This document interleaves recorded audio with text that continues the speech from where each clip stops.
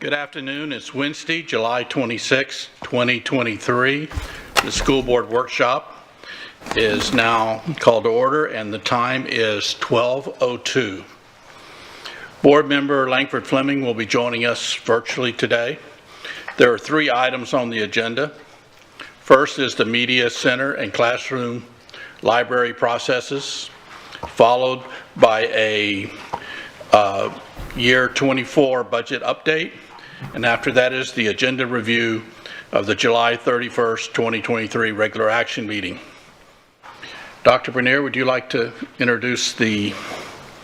I would love to introduce the esteemed panel gathered before you.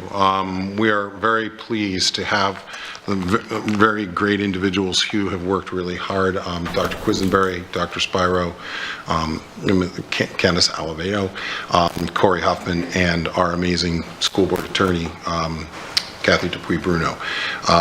As you know, we're in the midst of progress, and we were progressing, and the committees have been meeting, and then we had some additional laws that found their way from legislation into actual law signed by the governor.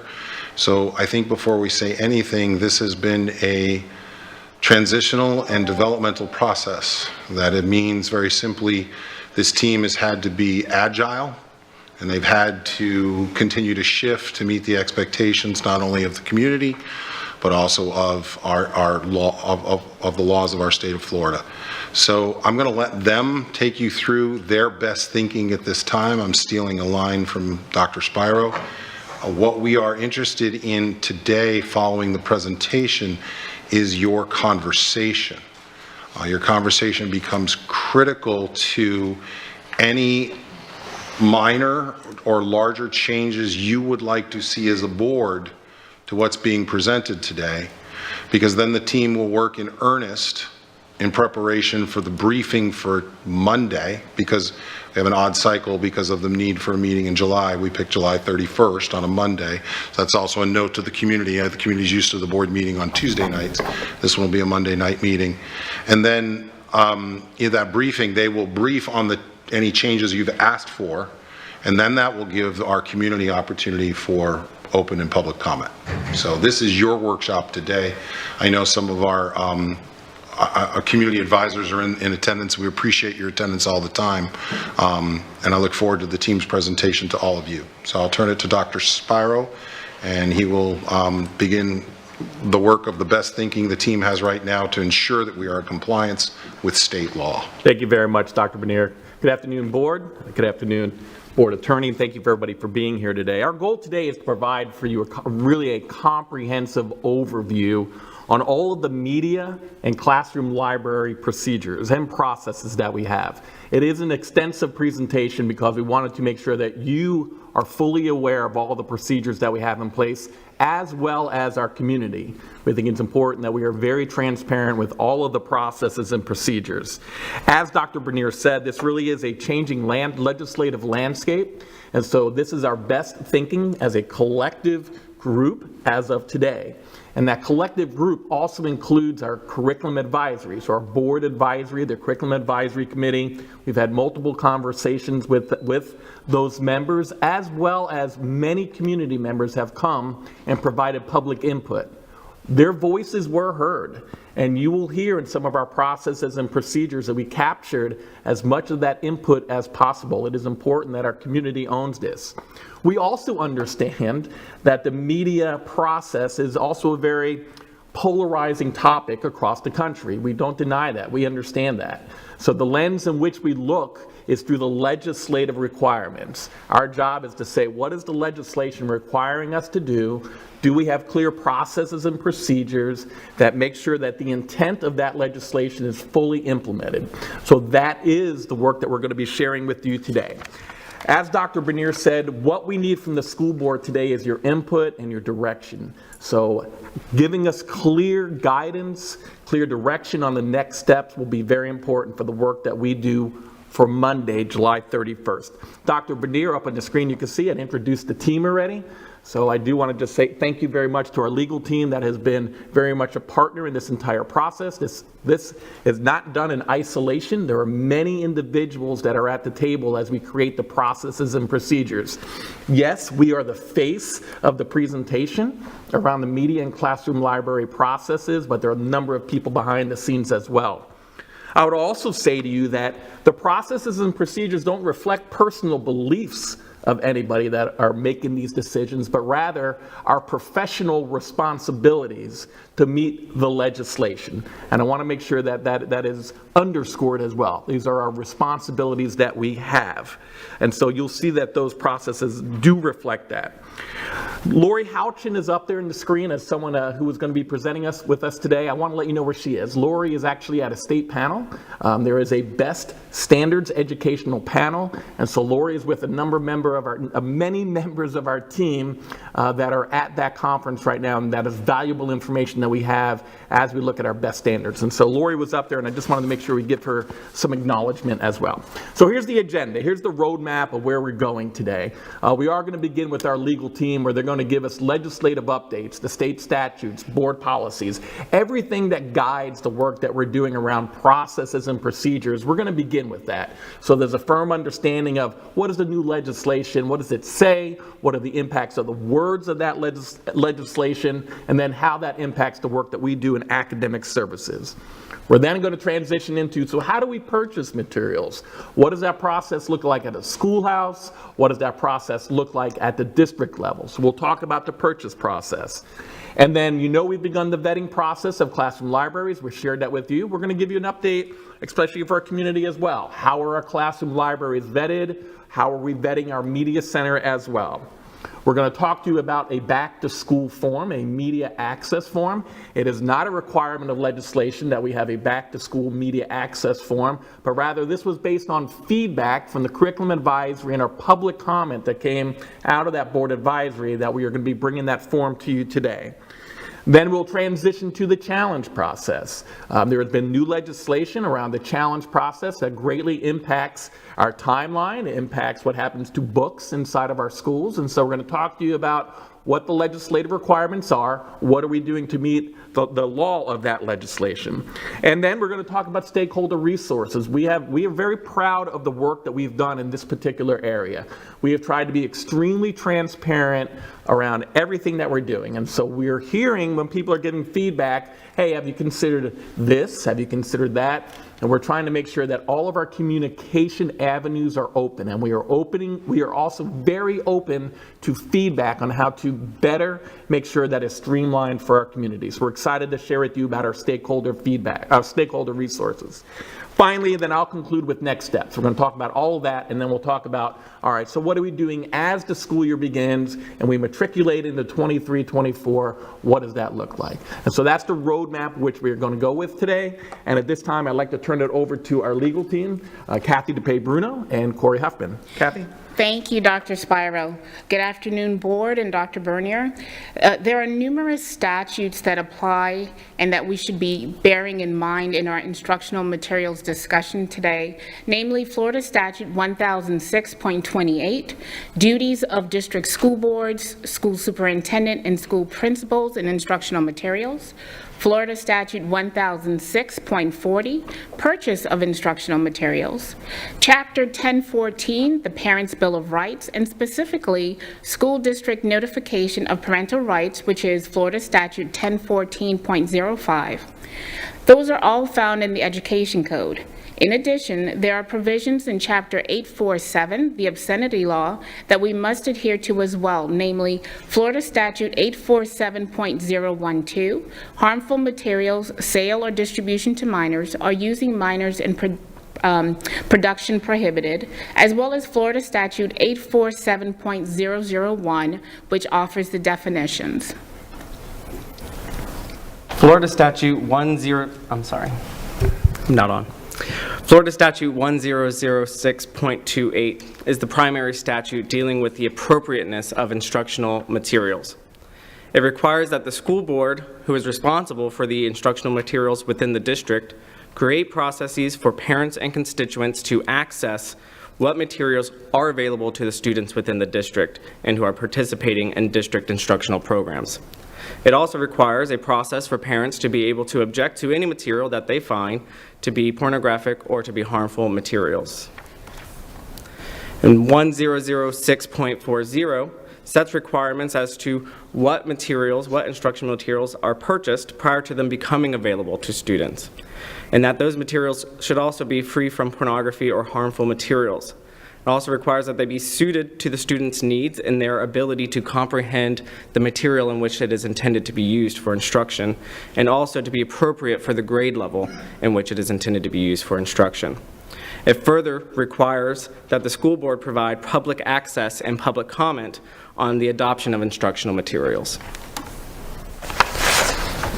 As discussed, the law requires that instructional materials be free of pornography or other harmful materials, as they are defined by the statute. And to determine what is harmful materials, the law defines it in a criminal statute, 847.012, and it considers harmful materials to be any picture, photograph, drawing, sculpture, motion picture film, video cassette, or similar visual representation or image of a portion of a person's human body which depicts nudity, sexual conduct, sexual excitement, sexual battery, etc. It also includes any book, pamphlet, magazine, printed material, however reproduced, or sound recordings that contain explicit or detailed verbal descriptions or narrative accounts of sexual excitement, sexual conduct that is harmful to minors. The statute further goes on to make it a criminal offense for any adult to knowingly distribute to a minor any of the materials that I just described on school property or post anything of those materials on school property. Though the statute further goes to exempt any of those materials that has been school-approved instructional materials that are designed specifically to serve as a major tool for assisting in the instruction of a subject or a course.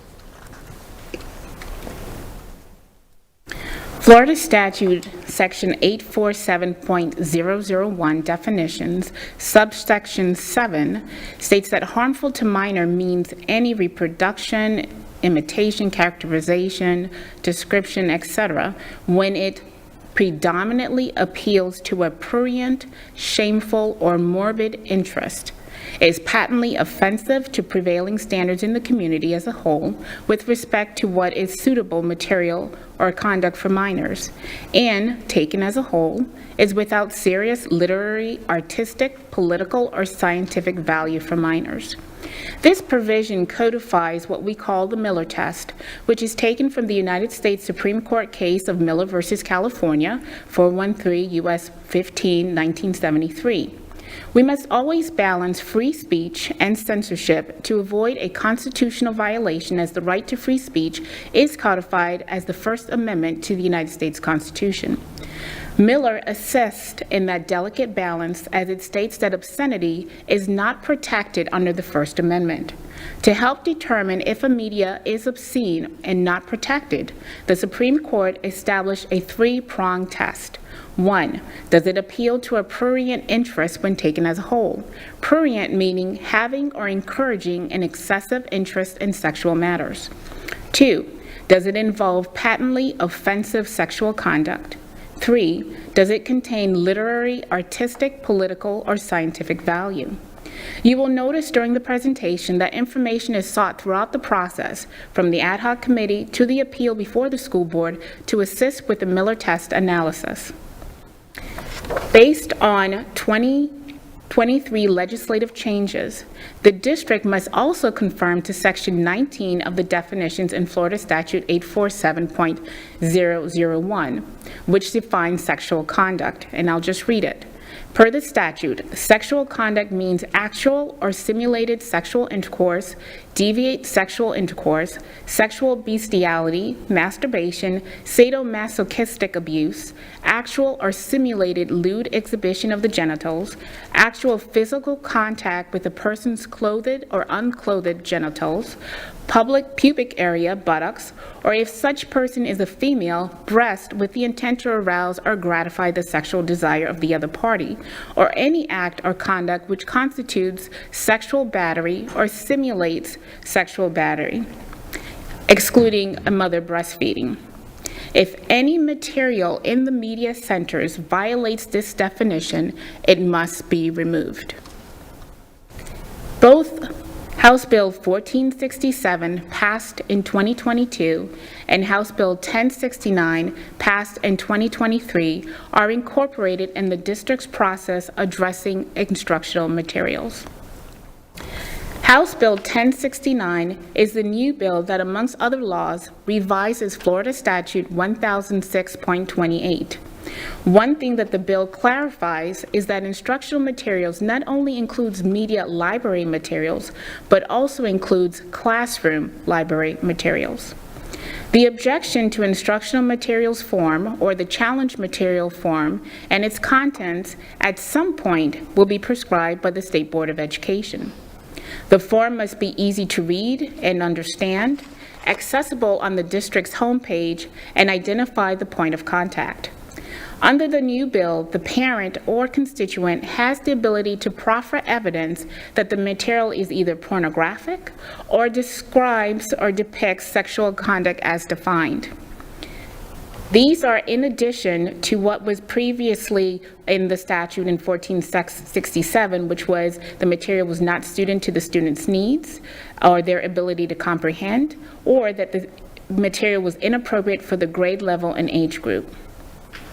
Any material that is objected to based on pornography or prohibition under the obscenity law 847.012 or depicts sexual conduct must be removed within 5 school days of receipt of an objection and remain unavailable to students until the objection is ultimately resolved. Parents also have the right to read passages that are subject to an objection during public comment at school board meetings. If the school board denies the right to read the passages due to the content meeting the pornography prong, then the material must be discontinued from use by the school district. If the school board finds that any material violates any of the prongs, such as it's pornographic or depicts sexual conduct as defined, is not suited to the student, is inappropriate for the grade level and age group, then the school board has an obligation to remove the material.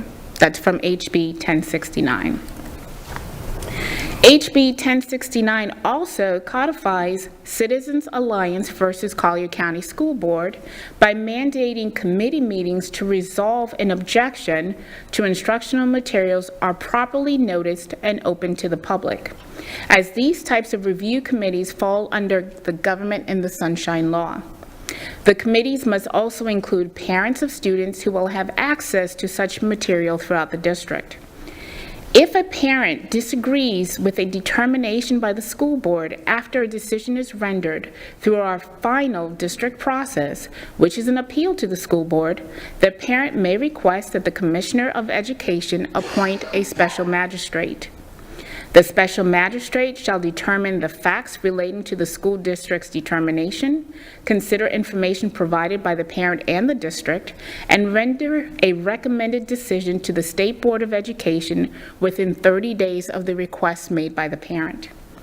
The State Board of Education must approve or reject the recommended decision at its next regularly scheduled meeting that is more than 7 calendar days and no more than 30 days after the date the recommended decision is transmitted to them. The cost of the special magistrate is borne by the school district. Further, the bill states that the school board shall adopt and publish on its website the process for parents to limit his or her students' access to materials in the school or classroom library. House Bill 1467, passed in 2022, required that districts annually provide a report to the Commissioner of Education that identifies materials that were objected to and whether the materials were removed. HB 1069 further adds that the reports must also identify the grade level and what course the material was used in. It also requires that the district notes the rationale for not removing or discontinuing the material in its report. So these are the reasons why academic services and legal are very meticulous, not only in the policy, but also the district's application of the law and the processes as it relates to instructional materials. Policy 2520, 2521, and 2522 are the current policies of the school board as it relates to instructional materials that were adopted by the school board at the end of June. The Office of Legal Services will ensure that these policies are updated to be in conformity with the new statutory changes for the board's consideration and approval. The State Board of Education is currently set to consider further rule changes on August 23rd of this year. There are 2 proposed rule changes as it relates to clarifying which materials are to be removed within that 5 days following an objection, and also the process for the appointment of the special magistrate and its review of appeals of parent objections. Neither of those 2 rules that are being proposed have been placed for public consumption as to what those proposed changes will be, and at this time, neither of them have been placed for consideration at that August 23rd meeting. The Office of Legal Services will monitor for these rule changes and when they are placed for the consideration and adoption by the State Board of Education. Once we have received those, the Office of Legal Services will again continue to update our policies to be in conformity with the state rules and Florida statute and provide those changes for this board's consideration and approval. At this time, I'll hand it over to the curriculum team who will show the board and our constituents what our policies and processes look like in action. Thank you. Good afternoon. First, we're going to review the purchase of media and classroom libraries. The process document is included in board docs for anyone to follow along as I go through the pieces. This process document was reviewed at a board presentation on January 10th of 2023. We also reviewed it in the Curriculum Advisory Board Committee on March 27th as well as April 24th. April 24th was when that committee gave consensus and the recommendation to approve to the school board. So I'm going to go through each of the pieces. The first part is that beginning January 1st, 2023, all school librarians, media specialists, and other personnel involved in the selection of school district library materials are now required to complete the required training by the Florida Department of Education. So we have already completed that process for last school year, and we'll continue that moving into each school year. So the first step for school-based for purchasing or process for the selection of is the collection analysis report. So that comes from the Destiny program. The person who is supporting the Media Center will pull that collection analysis report and will go through, that report's going to give them where they need books. So for example, in elementary, it might say that the media needs additional AR level 1 books or 4.5 books. And then it will also go through a description of any teacher recommendations or any student recommendations. And then it also shows what books have not been checked out for a while. Then they follow, based off of that report, they're going to follow the weeding guidelines to remove any materials that haven't been checked out for a long time, or any materials based on their age and appropriateness that violate the statutes that we just discussed, and they will remove those from the Media Center. They will also determine the challenge to instructional media committee, so any books that are part of that process would also be removed at that time. The next process is removing them from the shelves and then also removing them from Destiny. Then we go into the curating resources. So they take that finalized report, they contact one of our approved vendors, they send to them what they need for their media, and that vendor sends them a list of books that is what they would take to the committee for purchase. Then the next step, which is new in this process, is the school committee review process. So per legislation, each school is required to have a school committee that would include the media specialist or a literacy coach, the administrator who oversees the media center, if there's a media specialist that supports the media center, and then there is also required to be parent representatives such as from their SAC or their PTOs. They take that list that the vendor provided, that committee reviews that list, and they determine, again, all of those other pieces, whether or not they're appropriate. They follow those guidelines that we discussed. They also look at book reviews, and then they determine if any books need to be removed from that suggested list from the vendor, and if not, then they submit that list to their parent committee, and it is approved through their SAC or through their PTO, and then the principal reviews that feedback, and they have the final decision. The next piece is the principal will then go into the ordering. So once the school places the order through PeopleSoft, the final approved book list will then be attached to that order, and it goes to our district media specialist for final review and approval. So after all of that, then it goes to the certified media specialist. The certified media specialist reviews those books, and then they will contact the school to approve or to let them know that some of those books need to be taken off of the list and the reasons for why. Then we have the circulation updates, which is at the end of every school year. We repeat all of those pieces, and we also do a library inventory, as I just stated, and that the principal will sign off each year on the end of year inventory. And then the last piece is the parental rights. So all parents and community members can visit each school website, which we're going to walk you through those steps in a later part of the presentation. And parents can also access their child's checkout history at any time through Destiny. So moving into the next portion of the presentation, we're going to talk about now vetting of our classroom libraries and the media centers. So the process Dr. Quisenberry just talked about is how we buy new materials for our media centers or for schools. Now we're going to look at individual classroom libraries and really our media centers through the lens of those changes of legislation that Kathy and Corey both touched upon.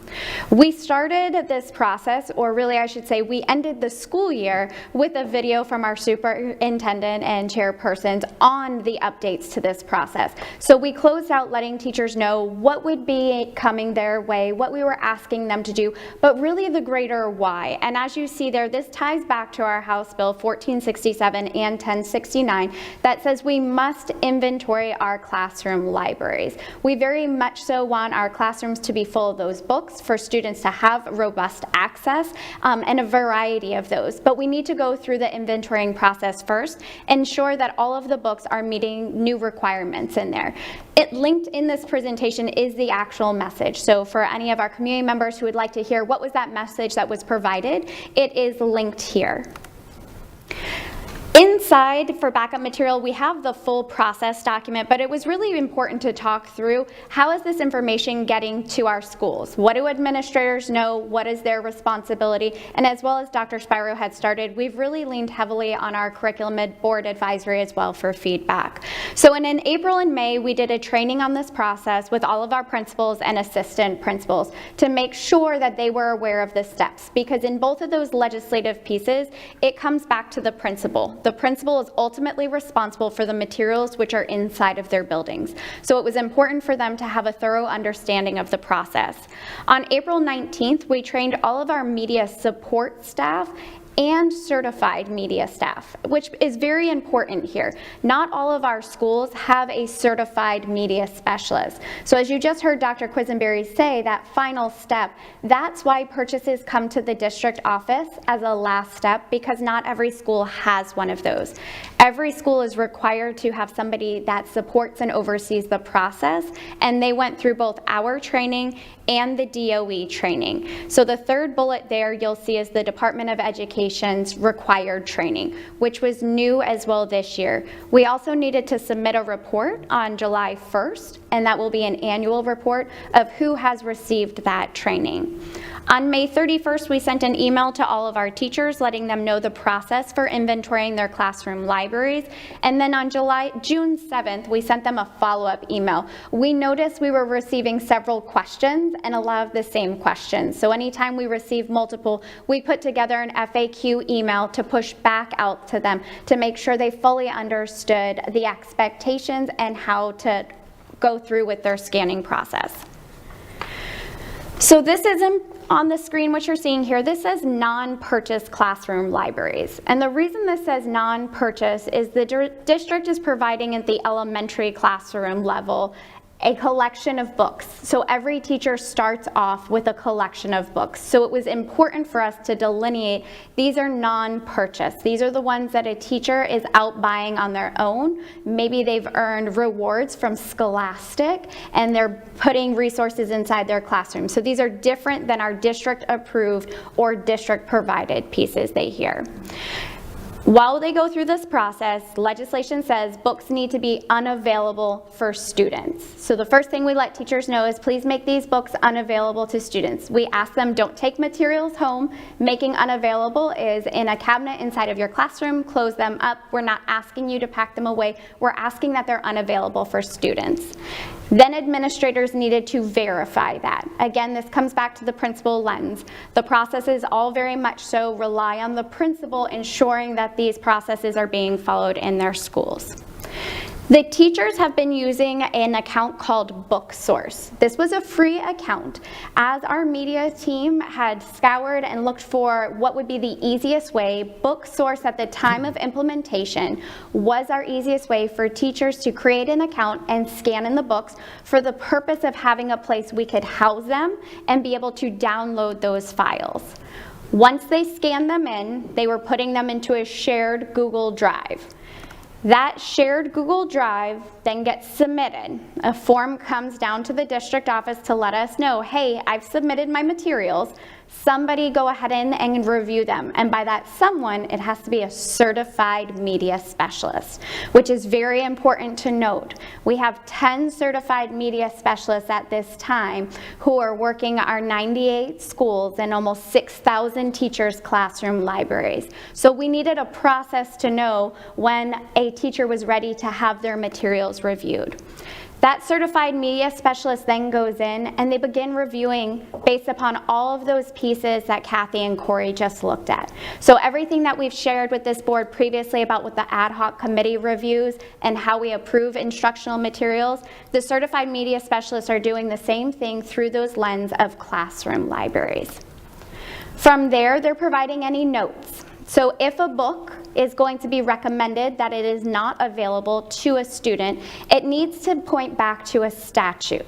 This has been a piece that we've really had to work on because there's subjectivity and what language is actually in statute. So we want to take that subjectiveness and that feeling out of it, and everything we do is pointed back to those pieces of statute that Kathy really spent a detailed time going through so they have a clear lens. So if we do make the recommendation to a teacher for a book not to be available, we can say here is why it's not available in your classroom.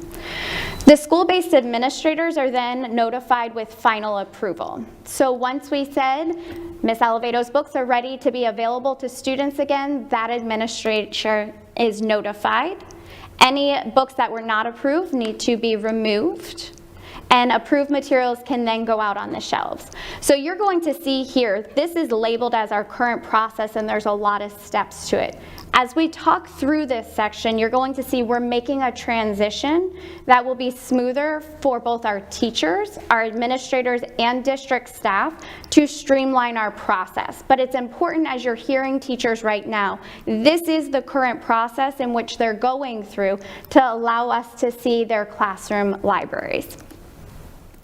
Now, beginning in August 2023, we're going to be transitioning from BookSource and our Google Drives over to Beanstack. So at the last meeting in June, the board approved our contract with Beanstack, so thank you very much for that. It is helping us immensely here. And what this is going to allow us to do is have students access to books more quickly and streamline the compliance process. Our teachers are still going to use the same scanning feature. So it looks exactly like it did in BookSource, but now with Beanstack. They won't need to rescan their books at all. So it's really important to note here, teachers will not need to do any work that had already been completed this summer. This is what it will look like moving forward for them. When they scan it here, one of the pieces that we really appreciated about Beanstack and why we moved forward with the company, and I know it's a little hard to see on the screen, so I'm going to walk you through it, is when I scan my book, let's say I scan Cat in the Hat, I'm going to see automatically if that book is pending which means nobody has asked for it to be reviewed and somebody is going to look at it. If it's already been rejected because somebody else asked for it across the district and a recommendation was made, or if it's already been approved. Teachers will no longer need to wait for it to go submit and sit in a queue. If it's a book that already has a recommendation made, it's now automatic. So when I scan Cat in the Hat and I see it's approved, I put it directly out on my shelf and now it's available for students. So we're making books available to our students at a much faster rate. I can also search inside there. So if I'm a classroom teacher and I don't have the book physically in my classroom, but I would like to see what has already been scanned into Beanstack, I can search by title, I can search by author, and see if the book I'm considering is approved before I go out and buy it. I can also, if I'm out at a bookstore and would like to purchase it, I can scan right there off of an app. So I don't have to wait any longer. So for our teachers, they are going to get immediate feedback about the materials for their classroom. Now from the district end, for the approval tools, it also streamlines our processes, because right now our media specialists are going classroom by classroom. We have to combine all of those and then say, did we already review that book and where is it, so we can either approve or reject. Now inside here, when a district media specialist approves or rejects the book, it's approved and rejected for the entire district at once. So it's in there. It also provides us, Beanstack has taken all of the legislative pieces that have been discussed so far today and their drop downs. So a teacher now will see exactly why the book is being removed or recommended for a different grade level if that's there. There's also a space for them to mark other, but again, this takes it and puts it directly back in terms of legislation. In terms of a principal, ease of use now, this will be one of our applications that lives off of our Launchpad where we house everything else. A principal can go in and see all of their teachers to ensure they have all scanned in their libraries, how many of their books are sitting in a pending review, how many have been approved, and how many have been rejected. So instead of going into a Google folder and having to keep a check sheet, this will all now be single sign-on. So it will partner with an admin will be able to quickly go in. For our public access, requirement is that classroom libraries are also searchable. So every school needs to have that link posted. Beanstack is going to provide us a URL link that's unique to each of our locations, so each school. That is what will get posted to the websites in addition to their physical media center. So instead of us posting a Google Drive link, which is what we are doing currently, we'll have one URL where the public is able to go in and see for Allen Park Elementary what are all of the books that are in their classrooms. They will be able to search by title, by author, by grade level. And I want to make sure that we're clear when it searches and what legislation is. These are the classrooms inside of the school. They are not tied to an individual teacher's name. The statute says we need to have those posted. That's been a question that's come up with our teachers, so we wanted to make sure we were very clear in that as well. By making that shift to Beanstack, if you remember from the first slide that I opened this section with, there were 10 steps and it was very detailed out. Our first 2 steps say exactly the same, but now once the teacher scans it in, it's immediate feedback. The certified media specialist will review it. It's either approved, removed from the library, or put out for students, and we're down to 6 steps. So we started this with our current process and wanted you to know what that was, but just in the short time of this summer, we've been able to really transition our process to streamline for the ease of our teachers, our admin, and district staff to ensure that students have access to books as quickly as we can turn them around. With that, I'm going to turn it back over to Dr. Spiro. Thank you very much, Candace. Now we want to transition. We've talked about the legislation. We've talked about how do we purchase materials, how are we vetting classroom libraries and media centers. So now we want to transition into the start of the school year. And so we are going to be bringing forward to you a media center access form. And on that access form, there are 3 options that a parent has. we felt it was important that parents had the opportunity to direct what access they want to have their student have inside of the school. So this is an opt-out form. Why did we choose opt-out as opposed to an opt-in? That is a question that's going to come up. Here's the rationale. We asked our information systems department and we said, how many parents did not complete the health emergency student form this past year? And the result from our information systems department was only 1.97% of our parents started the form and did not complete it. So we know that our parents are completing the form. So we wanted to put the decision into the parents' hands to say, there are 3 options up there. 1, my child has full access with no limitations to check out books from the media center. I want my child to have everything. 2, my child's not permitted to check out books from the media center. No access at all. And then the third, which again was feedback from the curriculum advisory and our public comment as well, was this third option, that my child is not permitted to check out books in the school media center that have been formally challenged using the school district's challenge to instructional media form. And so this would be a back-to-school form that we would have in focus, and this is very similar to what we do each year as we do the back-to-school forms. And yes, this would be completed on an annual basis. So this back-to-school form is just for the 23-24 school year, and then parents certainly would have to do that on an annual basis. Now we're going to transition into our challenge, and this is one where we've had a lot of legislative changes. This is one that we want to make sure that we pay special attention to also, because this is also a great concern with our community. What does our challenge process look like? How are we communicating that? What is the timeline? So we're going to go through all of the processes and procedures around the book challenge process. So the way we've laid out this section is there are many steps to it, but there are 4 that are new based upon legislation, and they're indicated with stars when we come up with them. And we'll share why we've shifted those processes. So currently, if a family, community member, stakeholder wanted to submit a challenge to instructional materials form, it would either go to the principal, if I am a parent guardian, or it would come to one of the 3 directors. That is our process. However, with having a new timeline in place that says if somebody is challenging based upon pornography or sexual conduct, it needs to be pulled within 5 days. That means we need to ensure that this challenge is getting to the directors of curriculum immediately. So we have changed. The forms are now going to be submitted to mediaservices@leeschools.net. We have an email address for all things media services. The media team, certified media specialists is in there, along with the directors of curriculum, to be able to see those pieces come in. So no longer would we need to worry, when did it get to the principal? When did the principal send it to the district? When did somebody at the district get it to the directors of curriculum? So that's going to be one of the very first processes that we have changed that will be an update to our site, is that mailbox there.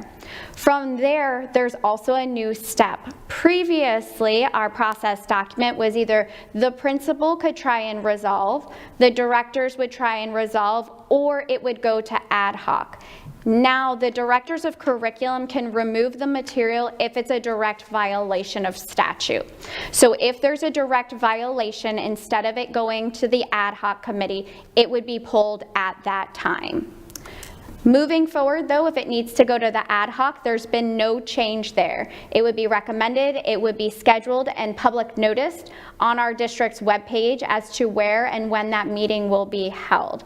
The committee meets as needed once a month typically. However, in the school year of 21-22, where we had several challenges, that committee was meeting on a bi-weekly basis. So it's set in our process for once a month or as needed there.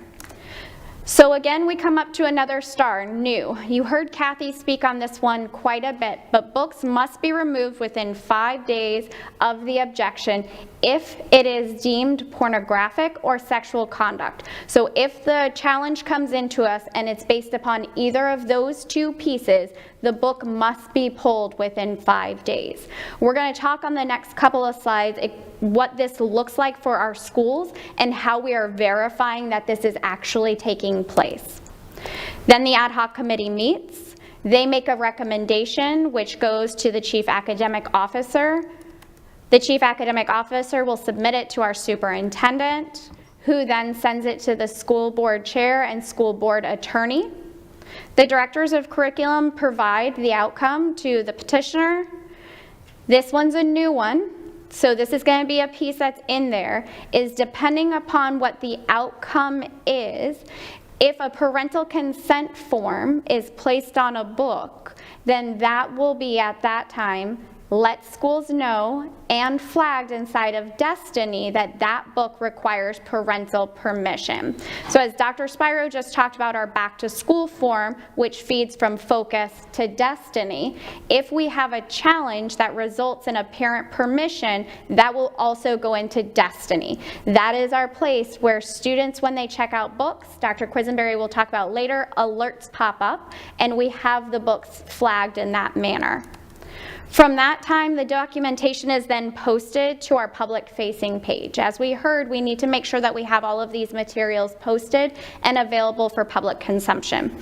This process has been one in which has been heavily discussed over the last 2 years. So it was important to note here that the Curriculum Board Advisory has been involved every step of the way. The first being back in November of 2021. Then in February of 2022, they came to consensus and we brought this process to the board. We briefed them on March 27th of revisions that had parental permission, but then on April 24th, we were still awaiting legislation. Since legislation has now passed, we have updated our processes. Looking at the piece of books being removed within 5 days, these are the steps in which we're taking to ensure we're in compliance with 1069. We received the objection. The district staff logs into Destiny to determine which schools have that material. An email is then sent to all impacted level principals. So what this part is really saying is if I go into Destiny and I see that X middle school and X high school have the books, I'm not just going to contact those 2 schools. Every middle school and every high school needs to know that there is a challenge on that book in case it's a book that right now is being considered for purchase or one that was in a teacher's classroom library. Now the schools who are impacted have additional steps they need to take, but we needed to ensure that all principals were aware so they can know what next steps come out of it. Then the schools with the challenge material have next steps. So as we talk through new processes in which we've had to put into place since new legislation, is we've created a Google Sheet in which contains any challenge material that is submitted to us on our challenge form. The principals get the link to this. They'll see the book title, they'll see the book author. If underneath the book title and book author, where it says located in Media Center, if that is green with the word no, they have no action to take because the material is not inside their school. If they see that it is located in their media center, now they have action to take because remember, new legislation says we need it unavailable to students within 5 days. The principal or the media staff will log into Destiny, they'll find out how many books they have, they'll go to that media center, they'll pull those books to make them unavailable to students, ensuring that they're stored in a location that students don't have access to. Once they do that, they'll email back the directors of curriculum with the appropriate executive director letting them know that those books have been made unavailable and will stay unavailable until a final decision is made. And we will go back into the spreadsheet and we will change it from a yes located to media center to yes it's located but it's unavailable. So this is our process of ensuring that as challenges come in, any that are tagged to being a violation of pornographic or sexual conduct are being removed within those 5 days to ensure compliance. Now, if it goes to the ad hoc committee, these pieces are very much so the same in which have been presented before with just a couple additions. So our ad hoc committee makeup, you'll notice right down to the bottom, there's a new piece out of House Bill 1069 that says we must have parent representative we're going to utilize from our district board advisory. Because those are parent representatives, we are going to request from there. So if a challenge material comes in and it's for elementary, we will go to our elementary district board advisory and ask for a parent representative. What's important to note here is statute says that it has to be a parent who would be impacted from this challenge. So it must be from a school in which has the material there. So it can't be from just any elementary school. It would have to be from an elementary school parent who has access to that material. So that's a very important piece to note about this addition here. The next pieces are all that we've talked about and Kathy really hit on earlier. It's what the committee looks for when they're making their considerations. So as they go through the process, they're looking for all of those pieces that are specific to legislation, adding the new prong here, which is the definition of sexual conduct. Once a recommendation is made, the committee posts a committee response form. This form has been updated from the one that was used during the 21-22 school year. It had the addition of reviewed by directors of curriculum added. Because if you think back to the process at the beginning, if it's a violation of statute, directors of curriculum can automatically remove it and it wouldn't go before the ad hoc committee. Any that are in violation, and that's the recommendation underneath the rationale for decision and additional notes, specifically call out that statute with definition and will provide examples. That way it's transparent as to what caused in that book for it to be pulled. If a book makes it through the ad hoc committee, though, and is recommended for parental permission, there are two types of parental permission forms in which we have.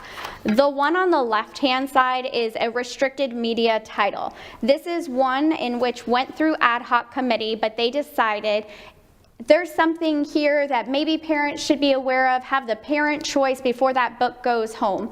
So student goes to the media center, In Destiny pops up. This book requires parent permission. Before the child can walk out with the book will be held back. The child will get a parent permission form, the one you see here on the left. The child will then need to go home, have their parent guardian sign it, and can come back. Once it comes back as a signed form, then the student can check it out from the media center. The one on the right-hand side is specific to our advanced courses.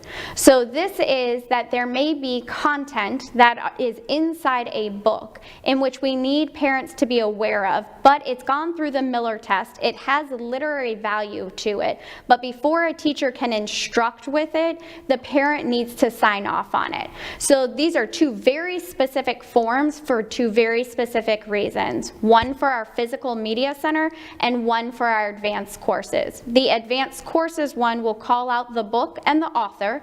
It will also provide an alternate book and author. So if I'm a parent who decides I do not want my child participating in that portion of instruction, I will know what the alternate assignment is. And again, we're asking teachers that this goes home a month prior to instruction happening. So wrapping up this section here, as Kathy mentioned earlier, there's also an appeal process. So when we take something through the ad hoc committee, there's also a process in which the person who submitted the complaint can go ahead and appeal the ad hoc committee's decision. They would fill out the appeal form. That form would also get submitted to media services, again with streamlining our processes to ensure that these forms are getting to the intended individuals. The school board would then hold a public hearing, in which case the school board would render a final decision based upon the materials provided. And finally, the new piece of legislation is districts are required by June 30th of each school year. So we just completed this process, June 30th, 2023, where we have to submit any materials that were brought to us as an objection. It lays out the type of material, where the use was for it, and our recommendation for it. So we did submit that on time. We did not have any formal challenges for the 22-23 school year, so therefore that is how it was submitted on June 30th of this year. And with that, now Dr. Quisenberry will take us into some of our stakeholder resources. Thank you. So I'm going to review many of the pieces that you may have seen before and some of the updates to some of our stakeholder resources. So when we talk about stakeholder resources, I'll delineate between parent access and community access. So the first piece is, per legislation, we are required to have our media centers for elementary posted for any community member or parent to access. Although it's only required for elementary, we have chosen to make it available for all schools. So all of our secondary schools also have them posted in the same place. As of last week, our new media content specialist has verified that all of our websites have been updated to show in the way that we see on the screen. So you can go into any school's website, you click on Our School, scroll down, Media Center, click Media Center, and then it's going to pop up with the unique, it has the URL code, but then the unique username and password for that school that will then give access to search in that specific Media Center. Go ahead. Parents also are able to access through their student's Launchpad.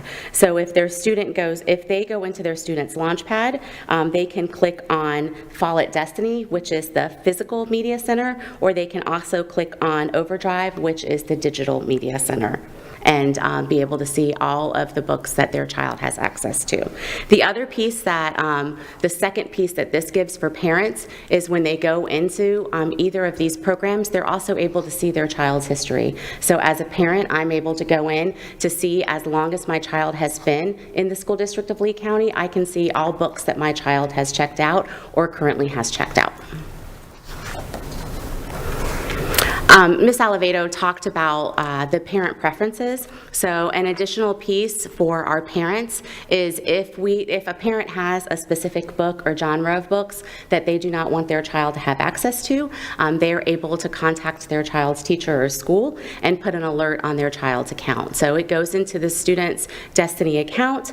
It says, it has the child's name and it says what that alert is. And so then anytime, go ahead and click one more, anytime that the child checks out any book, doesn't have to be the book that they have an alert on. Anytime that they check out any book, that alert is going to pop up and it stays in their account until the parent says to take it out. A couple of the pieces that we have updated to ensure that all of our stakeholders have access to the Parent Bill of Rights is we have posted it in multiple places on our district webpage, and then I'm going to walk you through where it is on our school web pages as well. So it is on the banner of the district webpage, and then we have also added on the bottom, you can't see it really well, but on the bottom where there are the icons, for school flyers, Fortify Florida, we have added a click for Parent Bill of Rights. Once you click and you go into the Parent Bill of Rights, inside, you just scroll down a little bit because it's C, we have posted the process documents as well as the forms for the challenge to instruction. So the challenge to instructional and our media materials and use form, the challenge to instruction and our media materials ad hoc committee documents, as well as all of the process documents that we have reviewed are easily accessible on the Parent Bill of Rights on our webpage. If a parent goes into the district webpage and clicks into the parent portal, this is the way that those documents will show if they go through that route. All of the same forms. We have also added onto every school website, they had the same icons, and so underneath Fortify Florida, the Parent Bill of Rights icon is on their main page when you click into the school website, and so families are able to quickly access the Parent Bill of Rights there as well. And then the last piece is that every quarter, using School Messenger, we send a notification to all of our families telling them that their student's report card is available, but then we also include all of these steps for how they access all of the books that are in the media. We will also in the future include classroom libraries, and then how they can challenge, where they can access the challenge forms, and then also how they can get into their child's destiny to see their student's specific account. Now I'm going to turn it over to Dr. Spiro for our next steps and actions. Thank you very much. So here are our next steps. Today we talked to you about our legislation, we talked to you about the purchase process, we talked about the vetting process, the back-to-school media form, how does somebody challenge the materials, and then parent resources that are available, the multiple places that we've tried to put the content for our community. So our next steps, we are going to go back and we are going to review all previously challenged materials to ensure that we are in compliance. So that is a piece that we have begun to do. We are going to continue to vet classroom libraries and the media centers throughout the course of the year as we transition to Beamstack that Ms. Oliveto talked about. There is a continual professional development that is happening. We are going to have continued professional development for our school-based administrators as well as our media specialists, as well as our classroom and non-classroom instructional staff. Ms. Oliveto also talked about the unique URL links. Those then will be added to our websites also. And then when our teachers come back to school on August 2nd, there is August 3rd is the district in-service day. There will be a video message to all of our teachers again to make sure they hear a common message around the legislation, their requirements as classroom teachers, and the supports that we have also. So those are our next steps. And at this time, we turn it over to the superintendent for his comments and school board discussion. I'm 100% sure you have 1,000 questions, and that is no easy piece to put together. I will make the suggestion that one of the best ways to have this conversation, as they've presented in cabinet a couple of times, is to consider scenarios. If you're not already planning to ask that way, it is a good way to say, so Johnny arrives at the counter and he wants. And I think it will help them work through. I do want to take just one other opportunity to thank the team for this immense amount of work, and this is just the beginning of it. I mean, it is going to be a consistent amount of effort and work, and I think the other piece that I would like to hear very specific discussion about is the form that we are considering putting into our software for parents to register, which then would tell us what their preference is. I'm very interested to see if that form passes the muster of the board and the philosophy behind it and how we're approaching it works with all of you as well. So, Mr. Chair, thank you for the opportunity. Yeah. For discussion, Mr. Fisher, I will let you go first. We'll just go down the line here. Thank you, Chair. Thank you, everyone. First off, it feels like I'm talking to an appellate court with all the fine professionals over there. But thank you, everyone, for your hard work. I truly appreciate what you've done, and I appreciate this presentation. I do have some questions. If I go too long, Chair, please cut me off. So, first one, can we go to the document process for inventory and posting classroom libraries non-district purchased, please?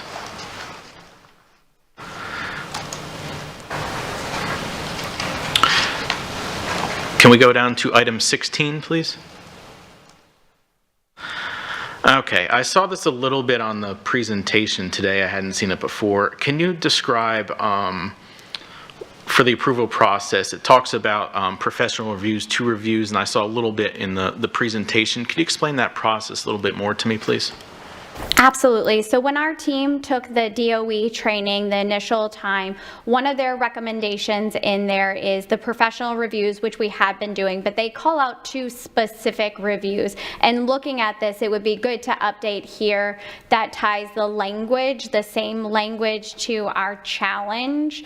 They actually call out these reviews for the school library journal, their recommendation from FLDOE. Those are the two in which we now look at. Previously, we would go out, see what common source media would say, we would look at some of those, and now they say they need professional peer reviews on it. And these are the two sites in which the Department of Education recommends. So they're the two specific. So seeing that, we should add those two specific instead of saying 2 reviews here, call out the same 2 that we use in the challenge process, because that's what they'll be utilizing.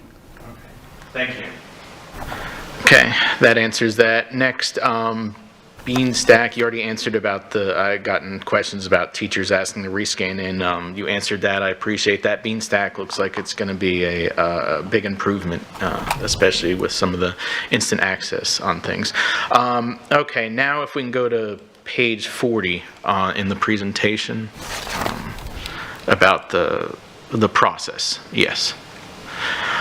So if I'm reading this right, and I had this question for Attorney Dupree-Bruno before, so the ad hoc committee decision, let's say they remove a book completely for whatever reason, can that be challenged then the other way, to be put back in circulation? Yes, it can. So if somebody does not agree with that particular recommendation, they can challenge the other way, and we'll go through that process. Okay, thank you. In regards to the school review committees, and you talk about things downtown and not everyone having a media specialist, but do all the schools have the appropriate individuals for that internal school review committee? Were staffed appropriately every school for that? Yes, they do. So their media paraprofessional or their literacy coach, whoever is filling that role for covering the media center or responsible for doing those pieces that I talked about, every school has someone who does that. Okay.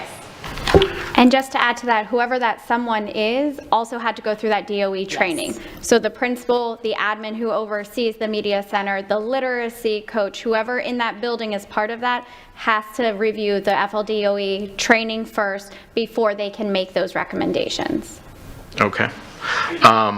For Destiny, and I remember this is a question, I believe, with the prior board, I remember watching something about this. Are you able to, with Destiny, utilize it whenever your child takes out a book to send you an email, or is that not possible? It is one of those pieces that we continue to request from Destiny, and I'm going to look out to our team here. We are working with them, so we have a back-to-school call coming soon, and we will add it back to the list to follow up with them. But at this time, it's currently still a work in progress. Okay, thank you, I appreciate that. Now, going back to the opt-in and the opt-out.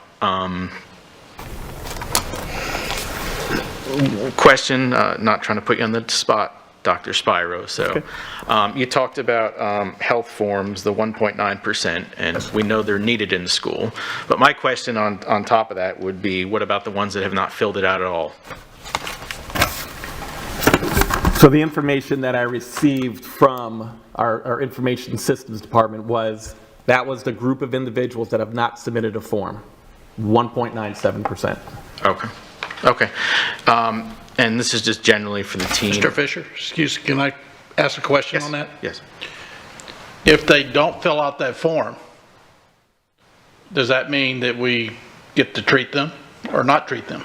If they do not fill out the form, that means that is an opt-in automatically, that they have full access to all the materials in the media center. The way No, not the currently media, I'm talking about the health. Well, I cannot answer that right now. Mr. Chair, I can Yes. handle that one. With health, the law was very specific. With the access to health and clinic issues, it was very specific, and I want to make sure I get this right. So I'm pausing just for a second. Parents had to opt into clinical service.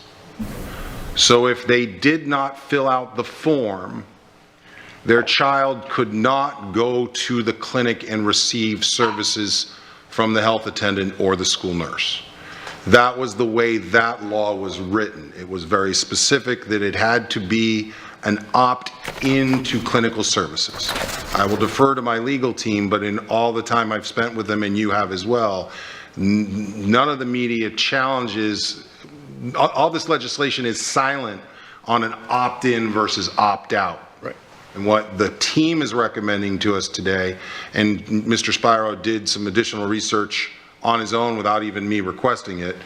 He looked at how many of the parents didn't fill out the form, and it was 97. 1.97% of the parents.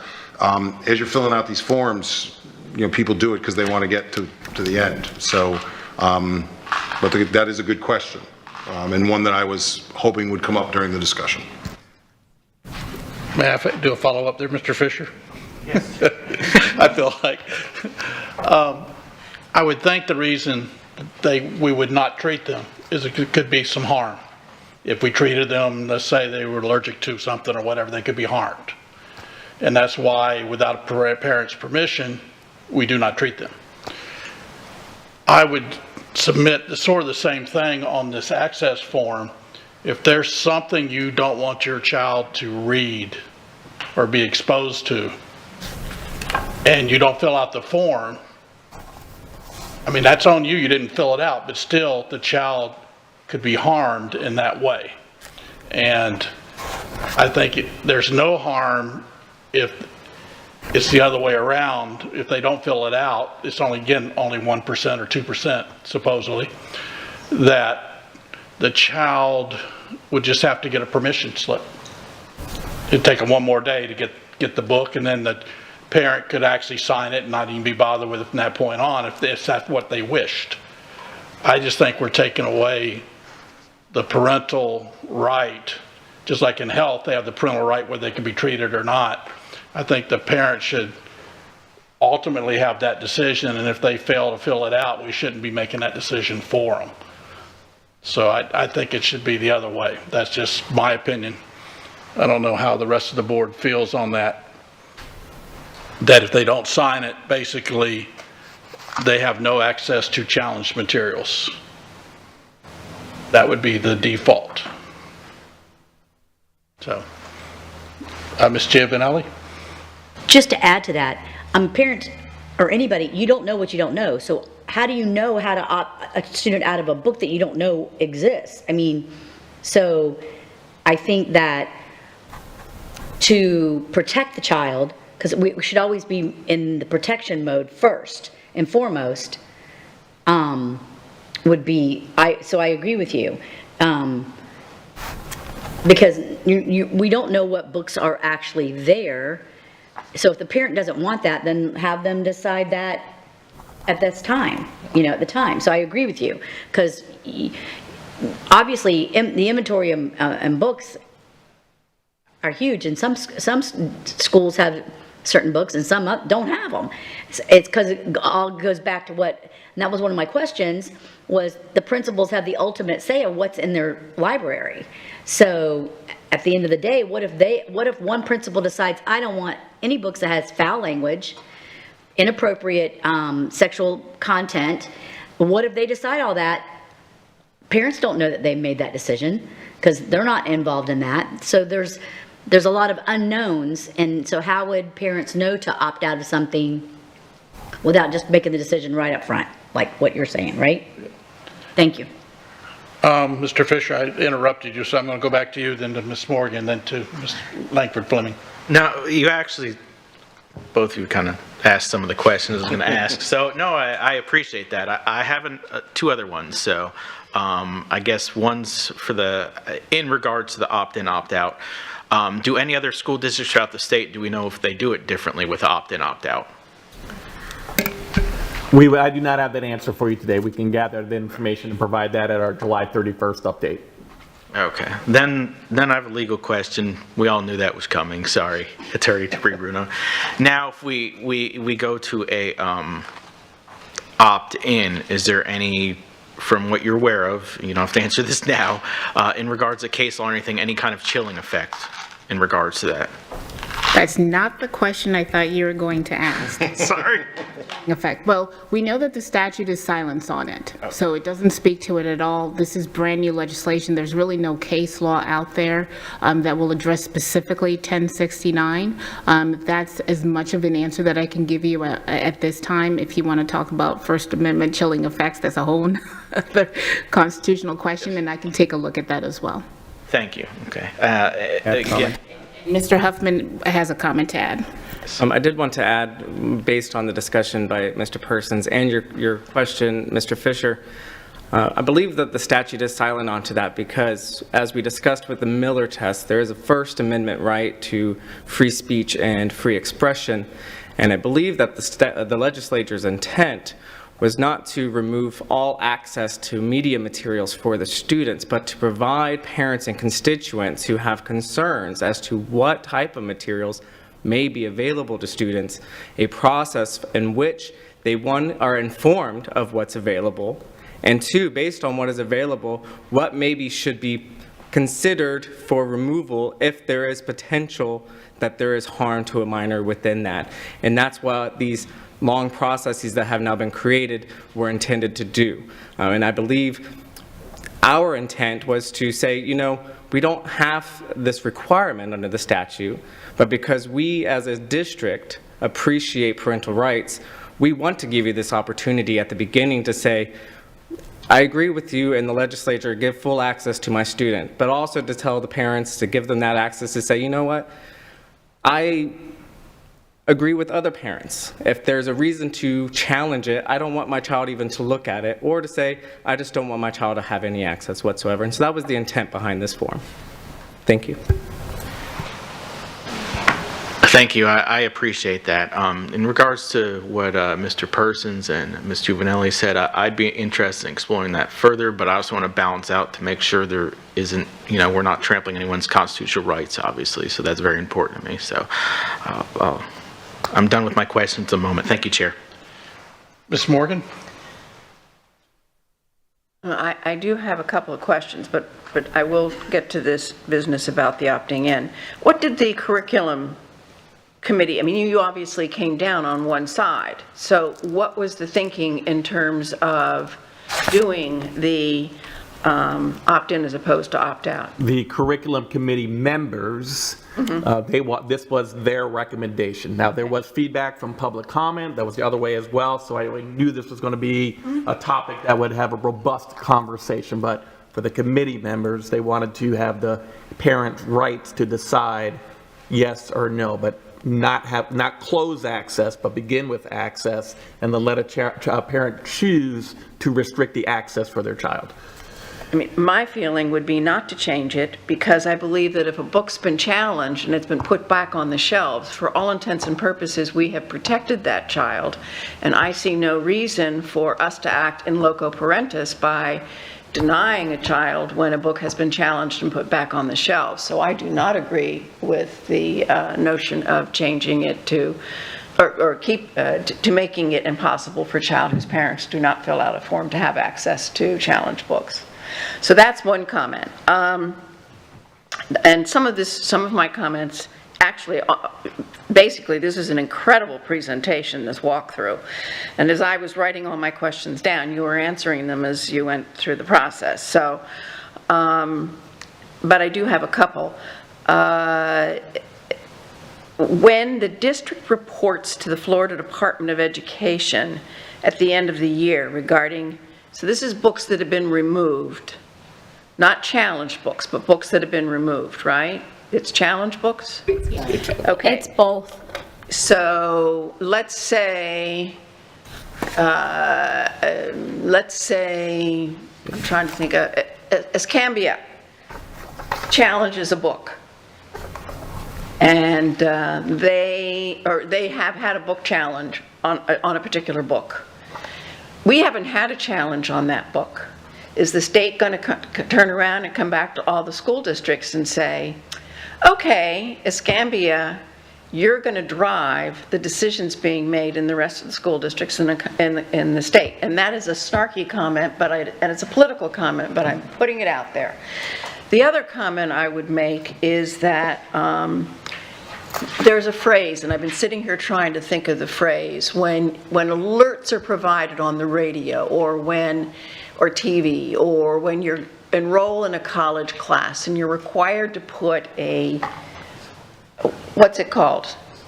It says, you know, this is a warning that there may be sensitive material. It's a sensitivity alert. We do that right now with our trainings. We have a disclaimer. I am so sorry to hear that. I am so sorry to hear that. Honestly, when did we as grown-ups start making decisions for other grown-ups? Okay, this is overwhelming and frightening, to be perfectly honest. And I know I shouldn't say any more, so I won't say any more. I'll stop right there. Okay. Thank you. Ms. Langford Fleming, are you on the phone? I am. Can you hear me? Yes. Good afternoon, everyone. Afternoon. Thank you so much for the presentation. Yes, I found this to be a deep dive into everything. I'm hoping that the general public who isn't able to listen to this does going into the fall. So thank you for the hard work put behind all of this. A lot of my questions have already been answered. Two things though, the form for the parents to fill out.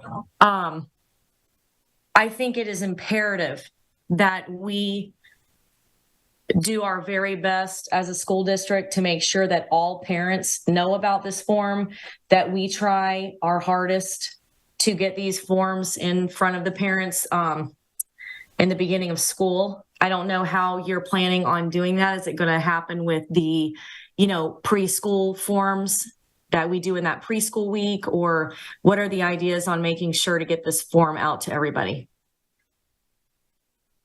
Fleming, those forms would be available to parents and focus like all of the other back-to-school forms. But we do hear you, and we wrote down what additional avenues are we going to let parents know, communicate with them about this new back-to-school form? Okay, I appreciate it. Like,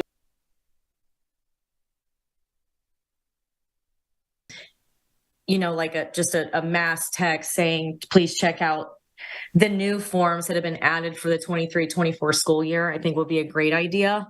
And then going back to chairpersons, when you were talking about the form and the 1% versus or 2%, my concern here is when I'm hearing that number, I start thinking about our ELL families and our families that have no adults in the household that speak English. That's my concern. Yes, they might fill the form out, but do they really understand what they are actually filling out? Is their child just handing them or saying, get on focus and fill this out? I just want to make sure that we have people on campuses that are readily available to help out our second language learner families. I'm sure that's been a discussion, and I'm sure the form is going to be provided in both Spanish and Creole, but those are just two things that were concerning to me when I was listening to you talk about the help form. This is sort of the same thing, making sure that even those families are able to understand what they're filling out. And that's really all I have. Okay. Thank you. Ms. Giovanelli, do you have more? Yes, a little bit. Ms. Morgan, I had a similar thought. Who's going to be policing what we do? It was the word I thought of, because so another county challenges a book and then the book is removed or is put back on the shelf. Are we collaborating with these other districts? Probably not. So the information doesn't come to Lee County and we're not aware, and it's an oversight for those that are the media specialists that are going through the books. But what happens when Tallahassee gets our list of what, because there's a reporting that's done, right? So once the reporting's done and we have books that we didn't challenge, or who's going to police that? Are we going to be in trouble as a board for not making sure that students are protected? So that was one of my concerns. And then and the parents' rights are protected as well. So one of my concerns was the book is challenged and therefore pulled, and we report that.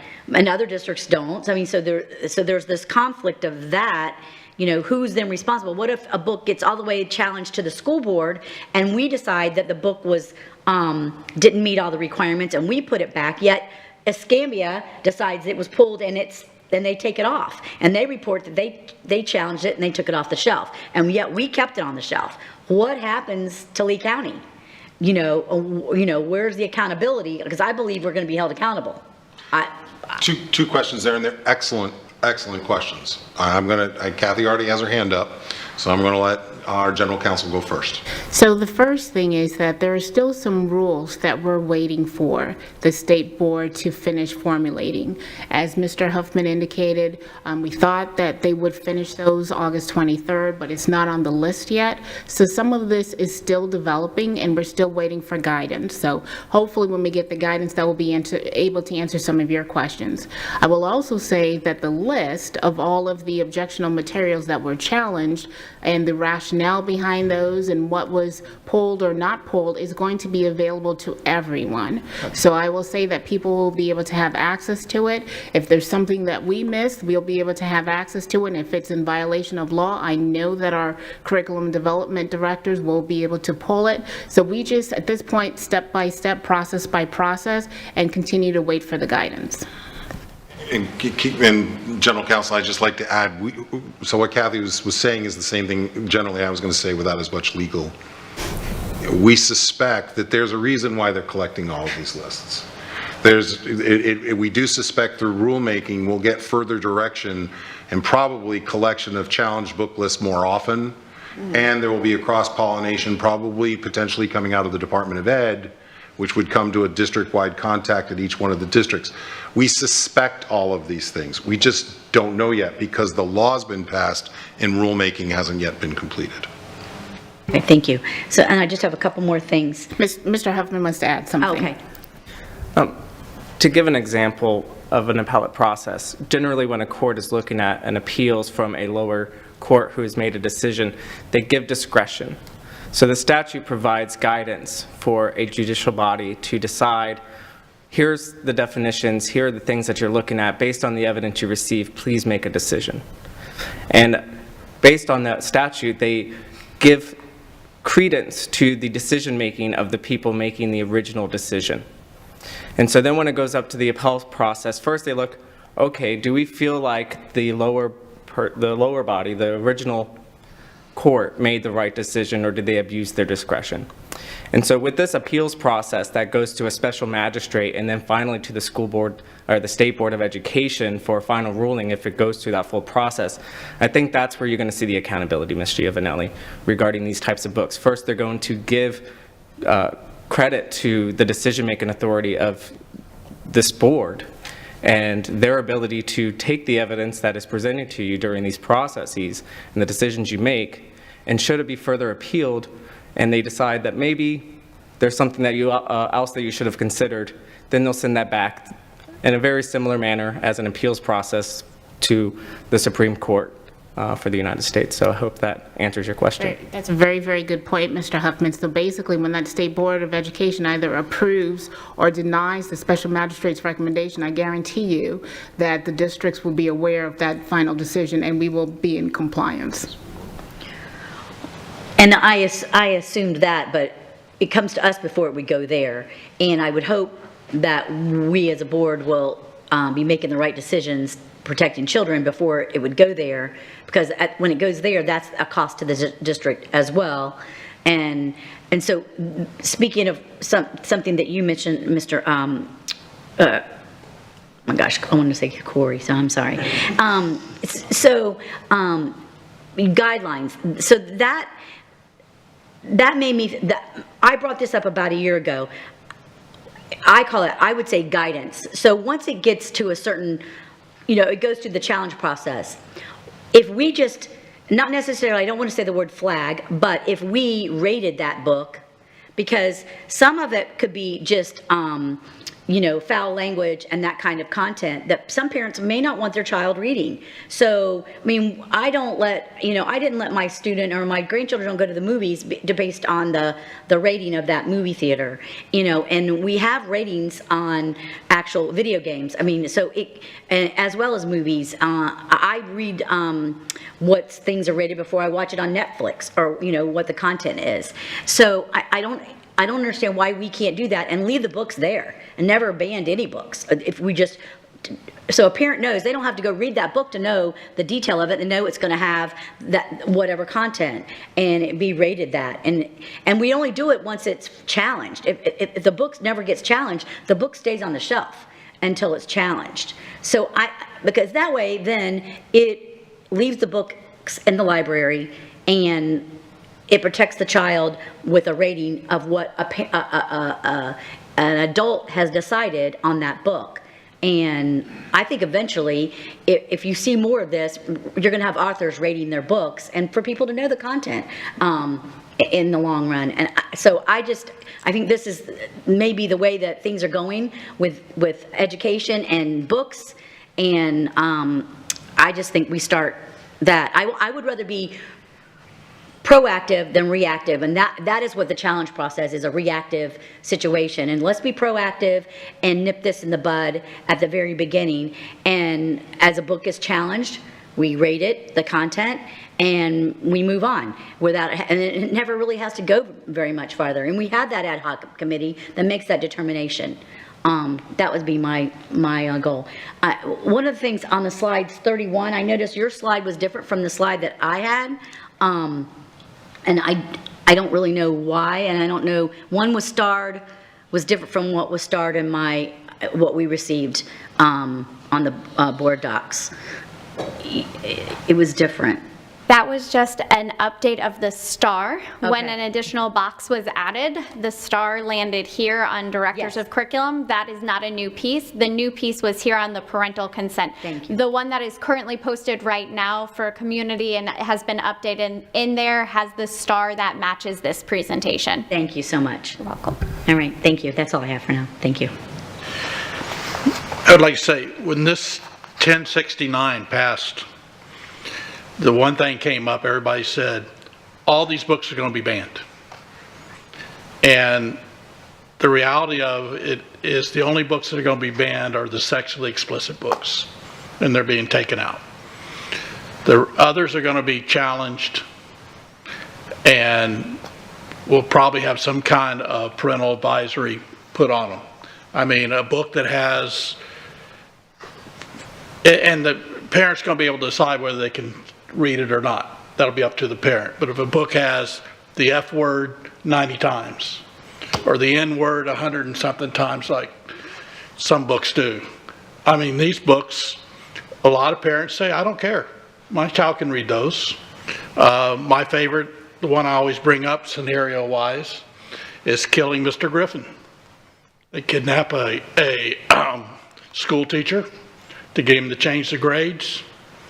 He dies because while he was in captivity, and they put all sorts of peer pressure on a child to keep her from turning them in and what happened, and they got her to help. She was a goody-goody.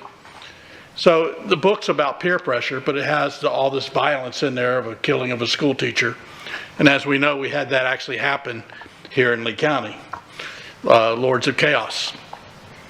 So I would not want my child reading that book. Other parents, again, may not. With parental advisory, we're not banning any books. Any parent that wants their child to read that book could read that book. No problem. Any parent that did not want their child to read that book would not be able to read that book.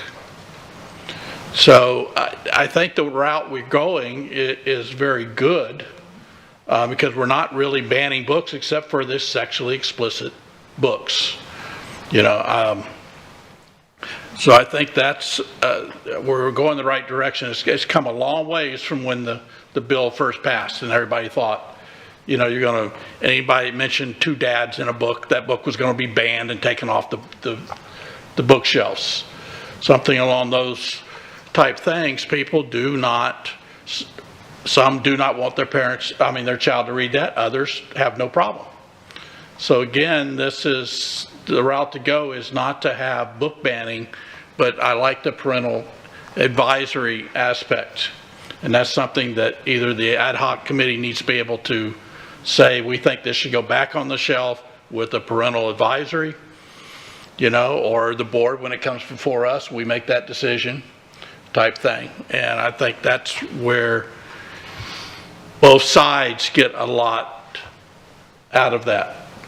My only thing again was the access form. I just think that if a parent just didn't fill it out, they didn't realize they didn't fill it out last year, they don't realize they have to fill it out this year, and a child reads a book that they don't want them to read, then they could be, intellectually harmed, according to their upbringing or whatever, and the parent would be very upset. So I think it's, should be the other way than what you have on there. I mean, that's my only thing. But again, if a child is told they can't check out this book, goes home, tells the parent, they won't let me check out this book because it has whatever in it, and the parent says, no, you can check that out, and they just fill out the form online or whatever, and the very next day, the child has the book. So it's a minute delay if we do it that way, versus if the child reads the book, they'll never get that out of their head if it's something that they shouldn't have read, according to their parents. So that's the only change. I think y'all have done an excellent job. That's the only thing I would like to see the board's opinion on, whether we should maybe move in that direction. Chairpersons, may I interrupt? Yes. It's hard to wave my hand when you can't see me. I agree with what you were saying. That's what I was going to say earlier, and I had it written down. I do think that the rating of books can get quite cumbersome. And that would take a whole different type of, when you look at the way movies are rated, I think that process has been in place since the 60s, and they've had to evolve over the years. So that could just be really cumbersome on the district. But to put that parent advisory on a book that has been challenged as some sort of a warning, I think would be a great idea. I agree with that.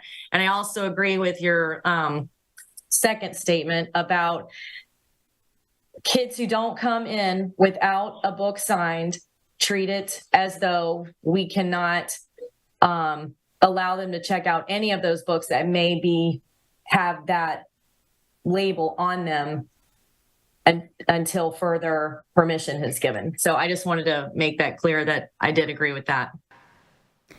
Mr. Chairman, if I may, just a point of clarification, and Dr. Spira and team, if you can please assist with this.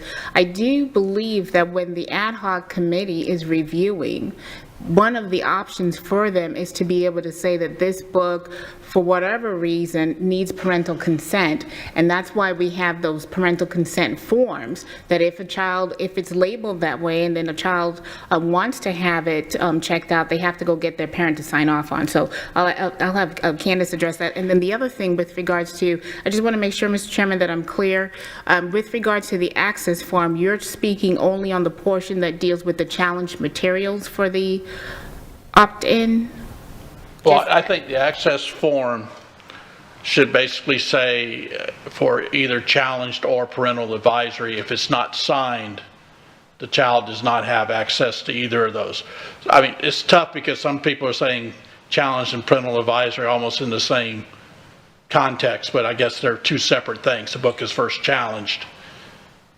So, but yet we're letting some kids have access to challenged books if they filled out the form. Am I correct on that? So maybe, Ms. Oliveto, if you can just explain a little bit in terms of what the outcomes of the ad hoc committee could be. Sure thing. So a couple different decisions that could be rendered is that the material is suitable for the media center, anyone can check it out, and it's suitable for instruction. So that would be the book goes back and play available to all students. Then it is only available to media. So when it's reviewed, it's one of those books that it's only available to media. It doesn't tie to any of our benchmarks, therefore it shouldn't be utilized instruction. We have some books that are for instruction only, and this really pertains to some of our advanced courses. These are materials in which have been deemed to be appropriate in our advanced courses, require parent permission on them because of the content in there, but they're not available in media circulation. Then there's the one, and we can use Killing Mr. Griffin for a second since you brought that one up. That would be one if it came back before the ad hoc committee, because when it was originally challenged, not the appeal on it, but the original challenge to Killing Mr. Griffin was due to pornography.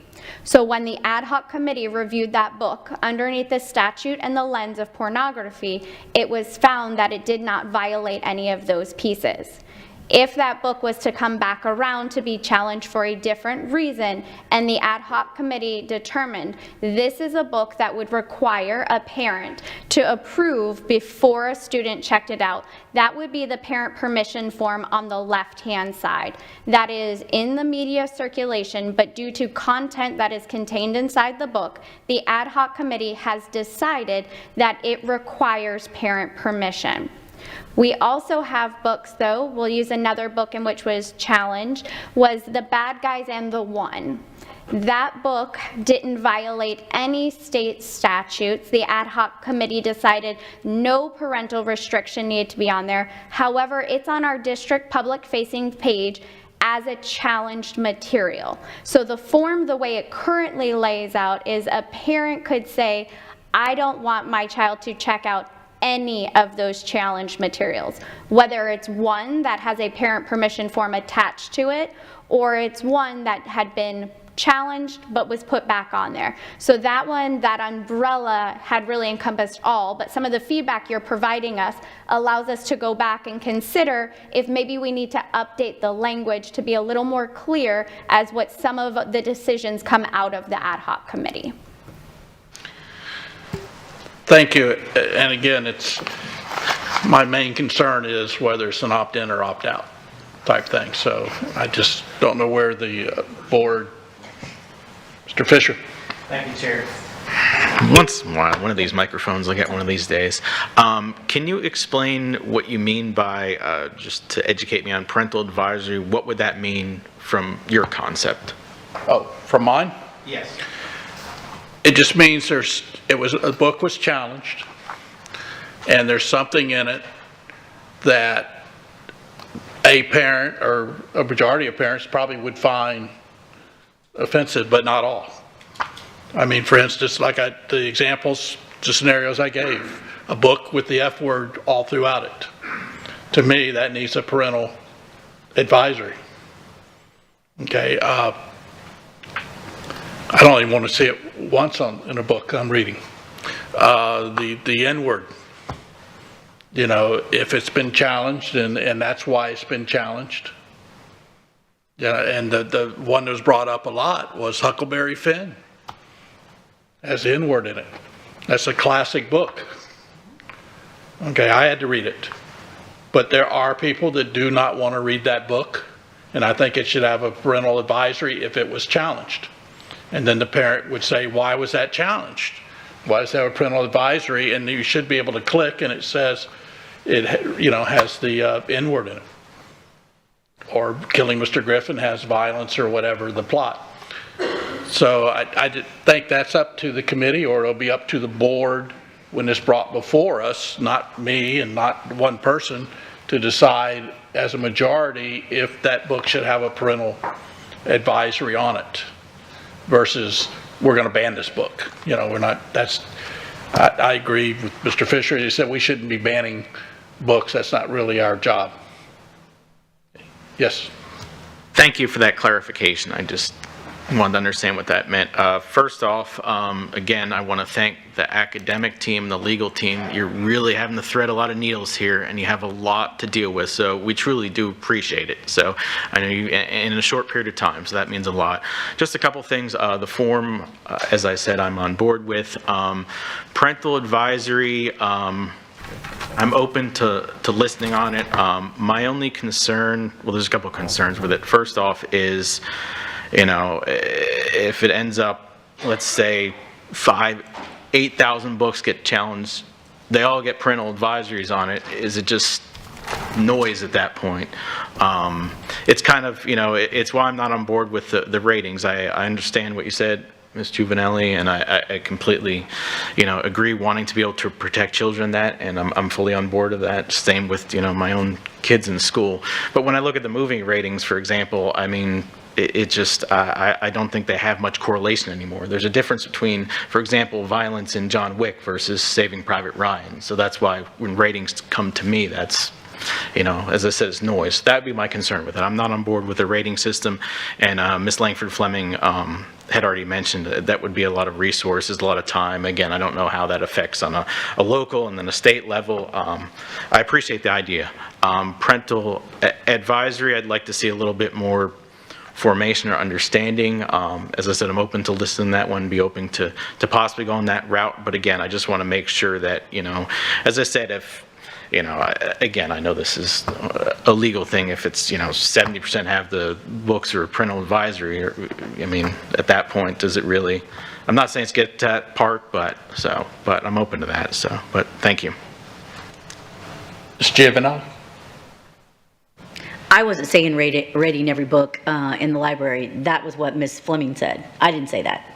In fact, I said if the book is challenged, then at that point, the reason why it was challenged and rated at that point, because it still could have content that wasn't appropriate to whatever age group. It may be perfect for and fine for children 13 and over. So it's the content and in the appropriate age, and only if it's challenged. We cannot inundate our staff to rate every book. That would be I don't even think that's even feasible, nor there's even time for that. So I don't believe that at all. But I believe that once the book is challenged, there's a reason why it was challenged, and we need to know why without having to read it, because maybe I don't want to read it. But if the challenging was inappropriate content or foul language, that's all it needs to say. It was foul language, and that is probably for probably, I guess, middle school and up these days. So I mean, that's what I meant by rating something. Certainly not every book. That was Mrs. Fleming. So I just want to clarify that. Thanks. Just for clarification, I did understand that, Mrs. Giovanelli. I was also referring to the books that were being challenged. Also for clarification, I don't know if the team can address this a little bit, but one thing to keep in mind is those challenged materials, as they are being processed, they are available on the website. So if anybody wants to know why this particular book was challenged, they can actually see the challenge form itself. It's accessible to any constituent. Yeah. So, Yes. So, Mr. Chair, if I could weigh in, because I do believe I still need some clarification, and if my team will provide me slide 29 again and keep slide 39 happy and close by. I think I'm receiving some input regarding this particular form. So let's take challenges out of it. Let's be a parent registering for school and filling out their focus portal and going through all our forms. So they get to the clinic form. In the clinic form, if they want their child treated in the clinic, they have to fill out, yes, I would like my child to have clinic services, right? And then that child has access. And we worked very hard last fall to ensure that we got all this information out to our parents. We have a process, already been in touch with comms. This team has already been in touch with comms. But we worked very hard last year to get as many of our parents to understand that if you need a Band-Aid or an aspirin or you need your child to take their medication at school, you're going to have to fill out this form. So we were very successful, and to Mr. Spiro's numbers, about 2% of the parents never filled out the form. That's 2% too many, but it's a pretty good number. And the reality of it, I think, to your extent, is we saw it as, you're correct, children being treated by a medical professional without parental permission is a problem. Right? So, and I agree with that conversation. So shift with me to this particular form. This particular form is also located in the same focus system. It'll be part of reviewing the code of conduct, all the other forms that parents fill out. We are asking parents to either allow full access with no limitations, which is a parental choice and a parental right. The child's not permitted to check out books at all from the school media center, which is also a parental right. or the child is not permitted to check out books from the school committee that have been formally challenged using the school district of Lee County's challenge to instructional material form. Again, that can result in a book going back to the shelf and being available. That challenge can go back and say it needs parental advisory to get to some of the labels you provided. But it's a stopgap to say if the child wants it, we're going to need more information from the parent before we would give it to him or her. The question here is, what do we want it to default to? So a parent is part of that 2% that does not fill out the form. Right now, as the team has made the recommendation to you, those individuals not filling out the form, those students of those individuals would have the ability to basically work with that first choice. By not filling out the form, my child has full access and limitations to check out. The other option that we're asking for a decision or some clarification on, not a decision because we're not voting today, but some clarification on is that should the default be in that case that the child is not permitted to check out any books? No, number 3. Not permitted to check out the challenged books. The third choice is what we're saying, what I'm saying. Okay, so it's not any, so that's what you're saying. So there's a third option on the table. Yep. One is, the default is if you don't fill out the form, you get access to the media center. One is if you don't fill out the form, you have no access until the form is filled out. And the third one is the default is if the form is not filled out, that child is not permitted to check out any challenge books or books that require that parent permission form, which was on slide 39. That, in order to brief on Monday, community again, we're meeting on Monday. We really kind of need to hear more from the board in terms of what the preference is. Yeah. My preference is on 3. Ms. Jada Fleming, do you have a preference? Ms. Fleming, are you still there? All right, she's not chimed in. Ms. Giovanelli? I would agree with you on the, they wouldn't have access to the challenge books. Mr. Fisher? Option 3. Ms. Morgan? I don't agree with that, and I don't believe we should be giving direction with 2 people not here. I really think we need to have this conversation on Monday, because this is a really important discussion, and I think there are 2 people who are not here who would really like the opportunity to weigh in before a recommendation is made to the board. Mrs. Morgan, I'm not sure that those 2 individuals will be available for the board meeting on Monday. And we're going to go ahead and decide on their behalf. Okay. The only reason I press the decision, and I will defer to legal, is we have a school year getting ready to open and law to comply with.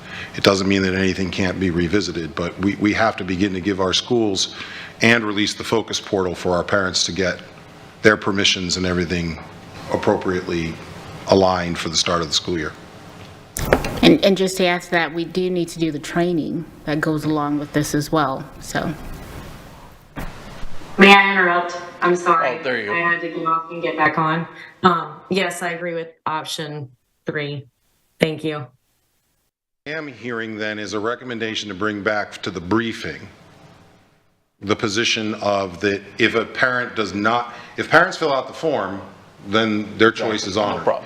If a parent does not fill out this form for a particular reason, then the restriction would be that the child would not be permitted to check out those books that have been challenged, and that includes those that require a parental advisory.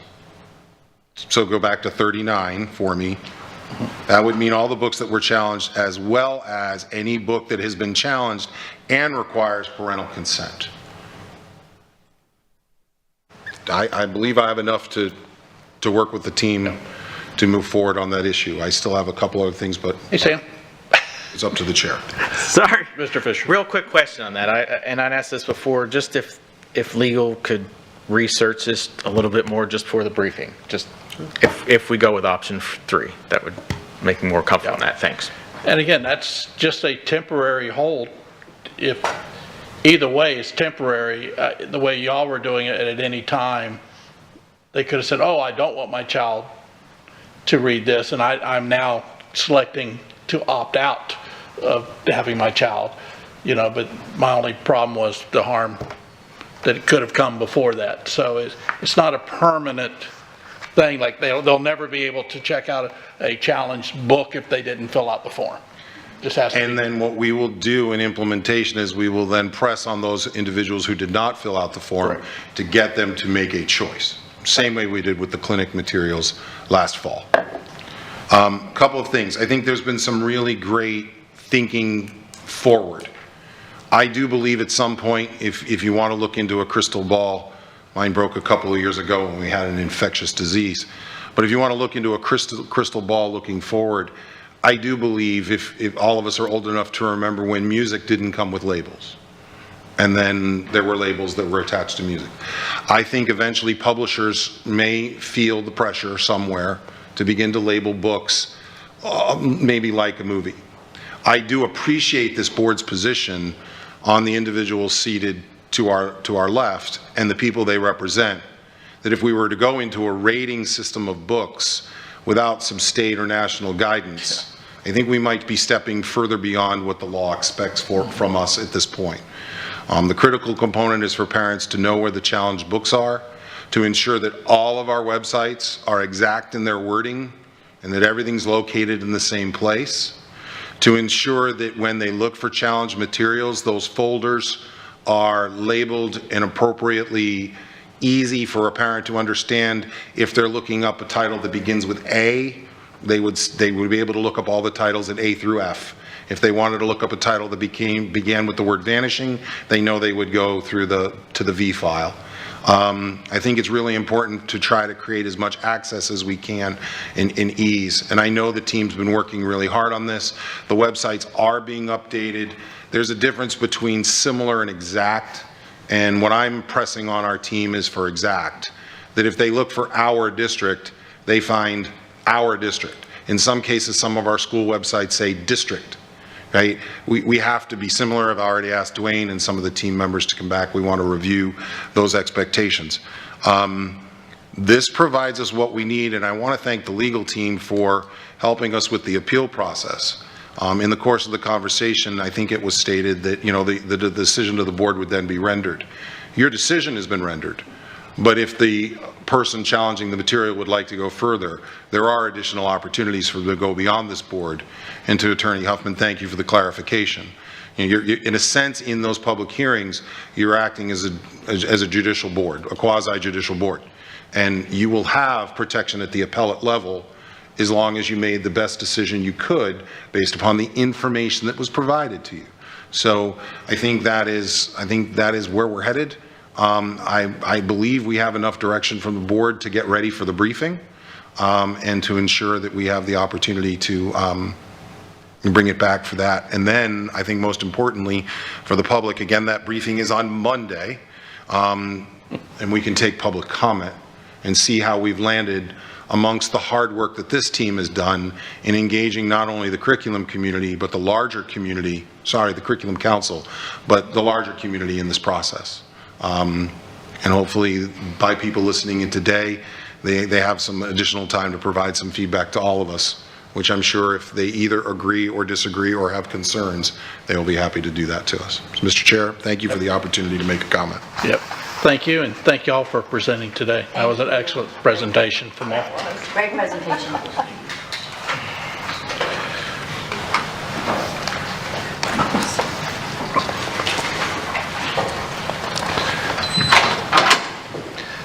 The next item on the agenda is the 2024 budget update.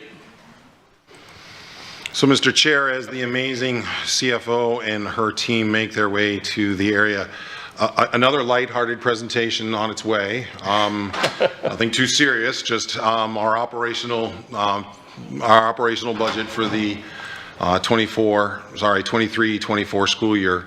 I know that you've been provided the materials. I know that you have been previously briefed. I know that remember, this is not the end of all the briefings working towards a final budget. And keep in mind also, we are still working on the actuals from this past year. So all of these things come to a head right at the same time. So we appreciate your continued space within your brains to continue to crunch numbers and work with our CFO, Amy Desimore, and her faithful Executive Director, Kelly Letcher. So thank you, and thank you to the team. Thank you. Good afternoon, Dr. Bernier, members of the board. We are here to give you an update on the preliminary budget. We had our last conversation a couple of briefings back. We have some updated information to that in advance of your approval of the tentative budget on Monday, July 31st. So that being said, Ms. Letcher, please. So I just wanted to go over where we are right now. Right now, after we've received the second calculation, the budget that will be moving forward to you next week is sitting at about $2.4 billion. 1.1 billion of that is in the general fund, which is 47% of the total budget. Capital is the next biggest piece at 36%, or $876,000. I wanted to kind of go over with you our year-to-year growth and where our growth is. I know that's with FES scholarships and things happening. So as you can see over the last multiple years, how our numbers have grown and where that growth is. And this year, of course, is projections. And the 22-23 number is as of the fourth calculation. And we just got preliminary numbers in the other day, and we are over 100,000, it looks like, for what will come out as our final for 23. But we're sitting at a total for projected next year at 104,000, 88,000 of that being in our district schools and our Lee Virtual. Charters will make up 12,000 of that, and scholarships are 3,000 of those students. So just going over where we were last time that we met, just so we can kind of see where we were and see what has happened since then. So when we met on, I think it was June 26th, I think, we were setting with a $72.8 million increase in the FEFP. 7.5 of that increase was due to the teacher's salary portion, and other categoricals were about $2 million. So about 9.6 of that was set aside for categoricals. Our charter school, the growth in there was taking up about 5.3 of that. Family empowerment scholarships went up about 13.9 million, that was the estimate. And then we had to set aside another $2 million to maintain our contingency where it needed to be. So that left about 41.8 million for district needs. As we went through that, 15.9 of that was growth in our traditional schools. The Florida retirement rate increased, which took us to 8.3 million for that. Our dependent care health insurance increase was at, hitting about 10.9 million. Our board insurance increase was at 8.3, and our property insurance increase was at 12 million, which was an increase to the budget of 55.4 million, which was more than we had seen. So we just kind of broke it down right here, which left us in a deficit of about $13 million. And some things we still didn't know about was salary increases for staff and an FEFP, or Florida Education Finance Program proration. I will tell you that we've received the second calculation, and we already had our first proration. It was $819,000. We haven't even counted one student yet, so it's interesting to see. So that was a recap of where we were when we last talked to you related to the budget. At that point in a deficit, so what has happened since then in order to help us balance the budget? So first, we were able to finalize the property quotes, and the estimated, there was an increase, but it was a less estimated increase than, the increase was less than what we estimated, if I can get that out. So that we were able to basically add $7.1 million back into our calculation because that property increase was not as high as we had originally anticipated. Then we were able to identify some more, really look at the expenses that were budgeted in each of the different funds. We were able to move some expenses to better utilize the funding source based on what was allowed within each funding source, and that allowed us to save about $3.4 million in the general fund as well. And then we also revised our salary budgets, or that is looking, examining what we had budgeted in the budget for salaries, and knowing that we do anticipate some vacancies. We reworked what our estimates were related to that, and we were able to garner $5 million there. And then within the second calculation that we received from the state, because they did rework, they certified our tax roll as of July 19th, sent us a new calculation of the FEFP, and we had a conversation related to the tax roll at our last meeting, and there was some surprise or some question based on what the level of the tax roll was at that point, that it might be too high. When they certified it on July 19th, it came certified even higher than what we had discussed at our last briefing. So that resulted in additional funds in the general fund of about $4.3 million. So that being said, that gave us close to $20 million that we could add back into those estimates that we worked with at that time, which gave us about a $6.2 million alignment or fund balance to add into the fund balance for the budget, and thereby helping us to balance the budget that you will see at the tentative. So just going back over the tax roll for a little bit. So on the conference report of their first calculation, we were sitting at about $138 billion. And then when we met in June, we were looking at the preliminary numbers from the property appraisers, about $142.8 billion. And what it finally came in, and they certified at $145 billion. So that is an increase for us. So when the tax roll goes up, of course, that generates more dollars. For the required local effort portion, though, it does not generate any additional dollars for us, because as soon as that amount goes up, the state portion of our funding in the FEFP goes down. So that doesn't generate any additional dollars for us. However, the discretionary millage does. That's the 0.748 mils that that you all levy, and that will generate another $5 billion. And that's where that number on the previous one, that 4.2. Million, not a billion. Oh, sorry, million. I wish it was billion. That's a very important distinction. Thank you. Thank you for catching that. That's where the difference here is the 4.2. That is the $5 million discretionary increase, less the proration that already hit us. So that's where that 4.2 comes from. And in our capital outlay, that's another area when the tax roll goes up that we do see an increase. That's going to increase over our conference report of $10.2 million. Just to remind us, a little graph of when our tax roll goes up, the required local effort portion comes down. We will be bringing forward to you all for our local dollars at 3.182 for the required local effort. That includes a prior period adjustment of 0.018, the 7.48 discretionary, the 1.5 capital, for a total of 5.43 mils was what we're going to be bringing forward to you on Monday. We also wanted to talk about some legislative wins that happened at the session this year for Lee County. There are additional dollars that you will see accounted for in the budget as well.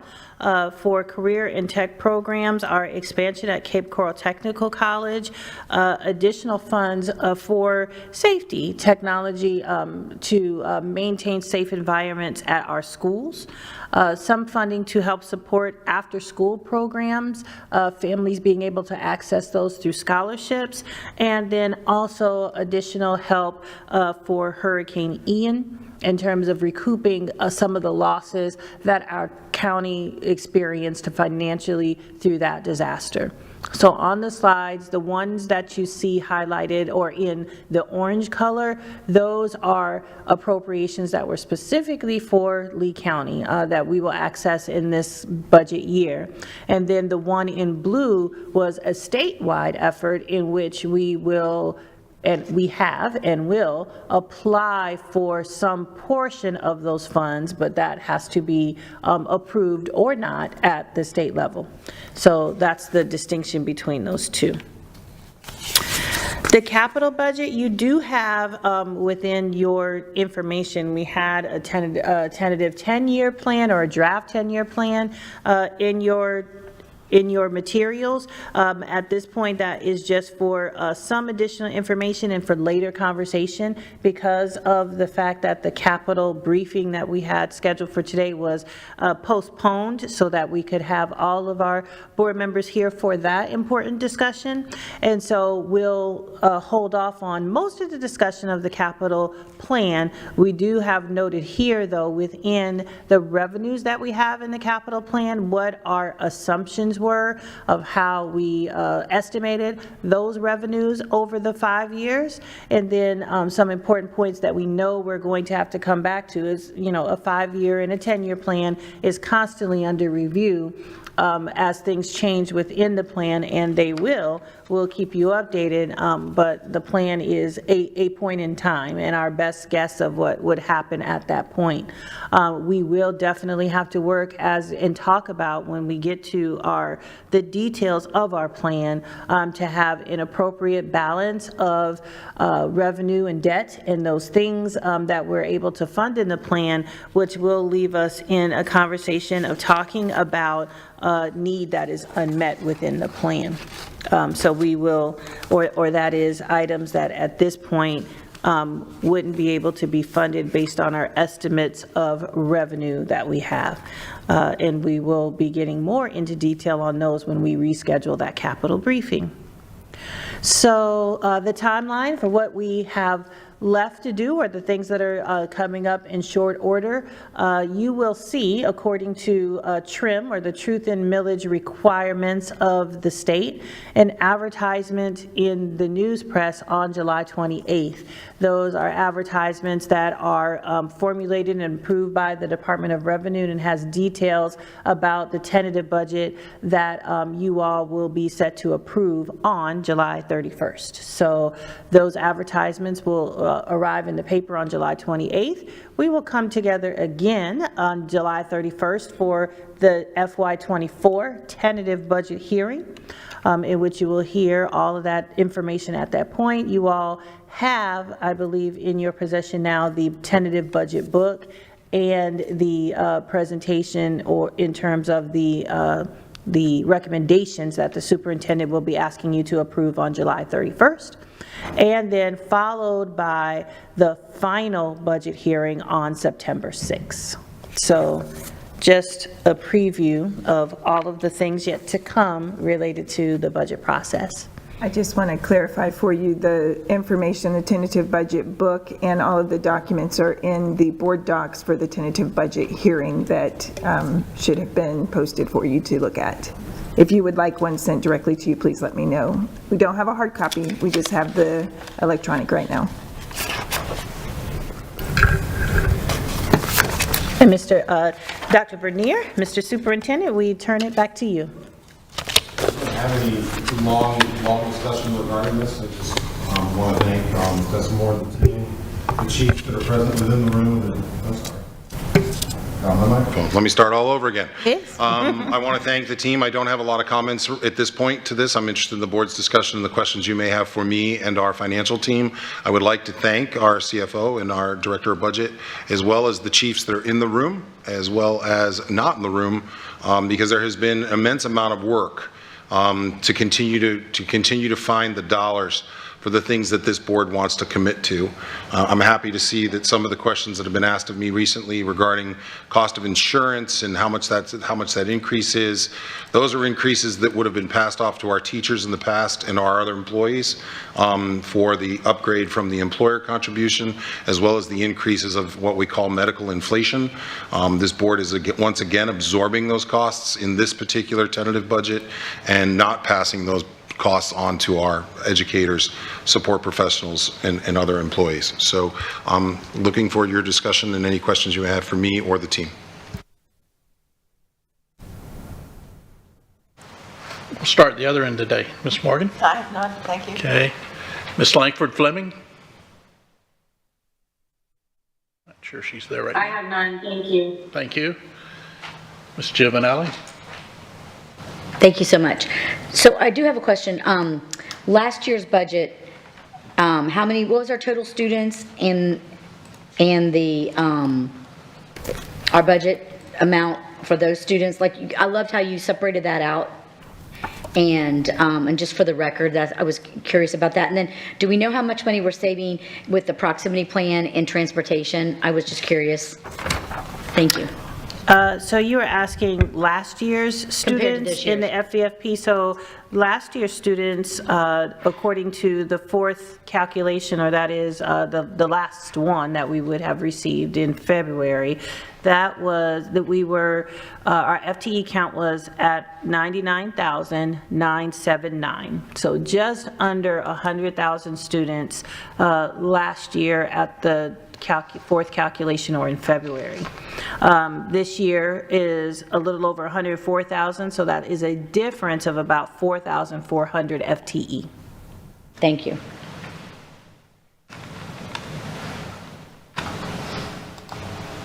And then, I'm sorry, you had a second question. Would you repeat it, please? Oh, the budget last year was, I think, similar. It was 2.4, right? Or was it not quite 2.4, last year's budget? The final budget that you approved last year was 2.1 billion. Oh, 2.1, thank you. I couldn't remember.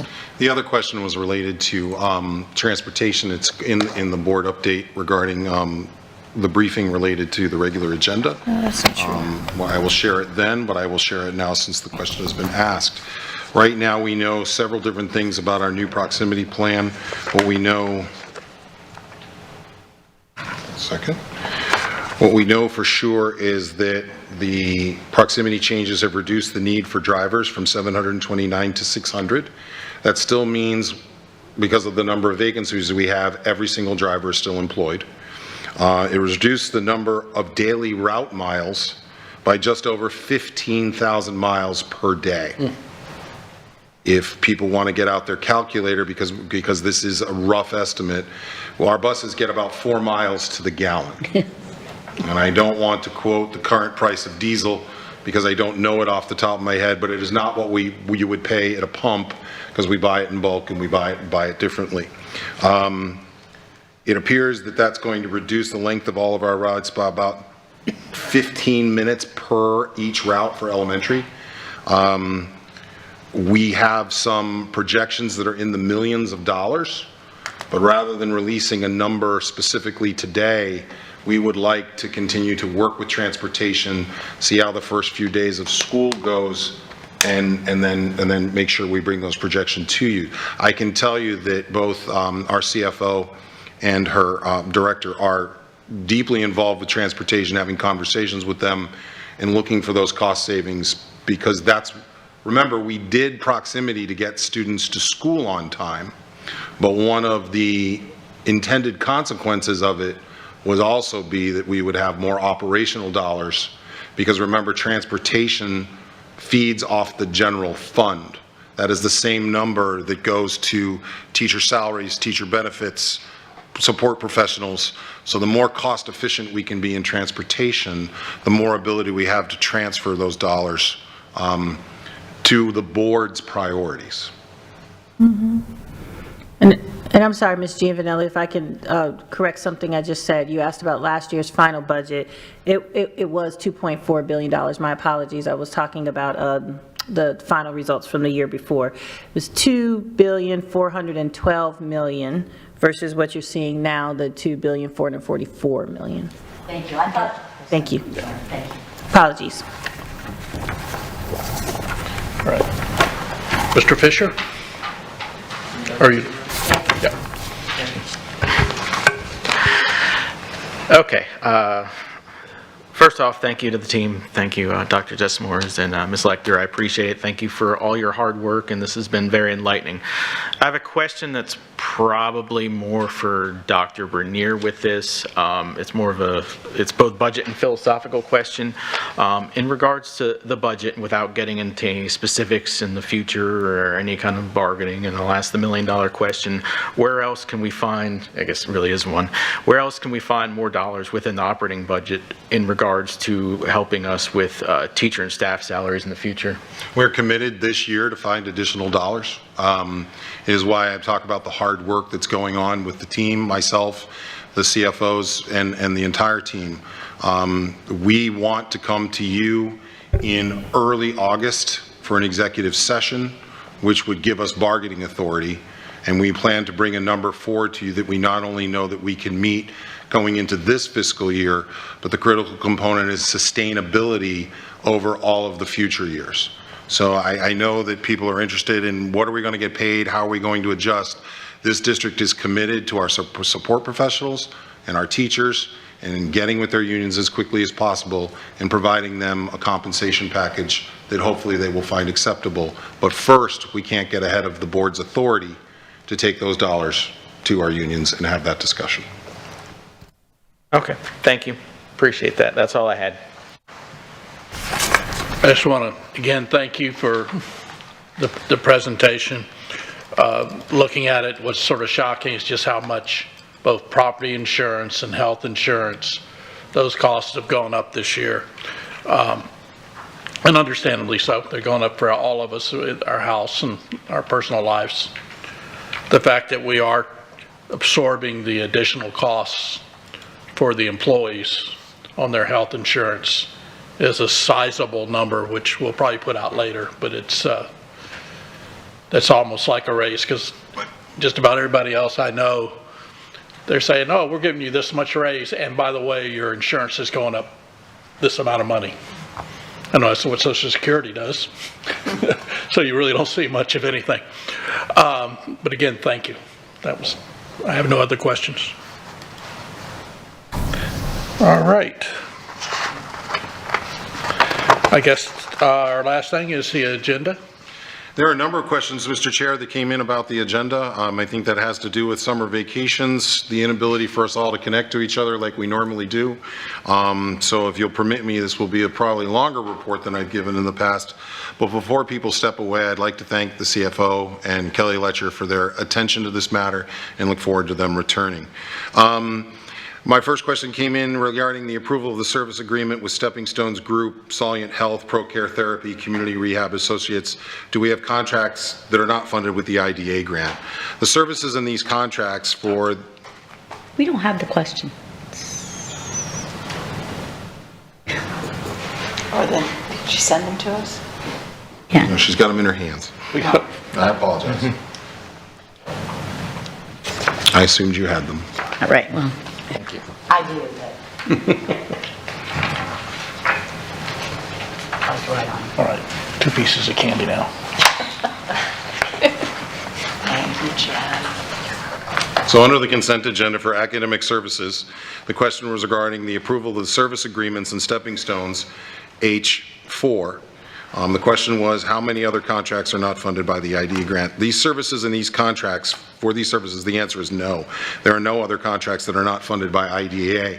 We choose that very specifically, again, like we were talking about, to preserve general fund dollars because they are our most flexible funding. So when we can use IDEA appropriately according to the federal standards, we utilize those funds in order to ensure we're not expending general funds for those. These purposes, for the purposes of these dollars, I think it's important to say that these positions, even as employees are paid through the IDA grant, the positions continue to be advertised per union contracts and will be filled with employees if able to be hired. This is a way for us to go into the fall to ensure that the national shortage regarding individuals who do these types of services are available to our students so we can be in compliance with their IEPs. So, approval for the other question was H5, approval of the service agreement with Darla Betlak. This is the same question I asked in cabinet. Is this actually one person? Is this actually more than one person? The answer to that question is no. This is a very specific contractor that we have used. Contracted therapists are assigned to schools that do not have the employee. Therapists are contracted, provide services during the times that students are present, up to 7.5 hours per day.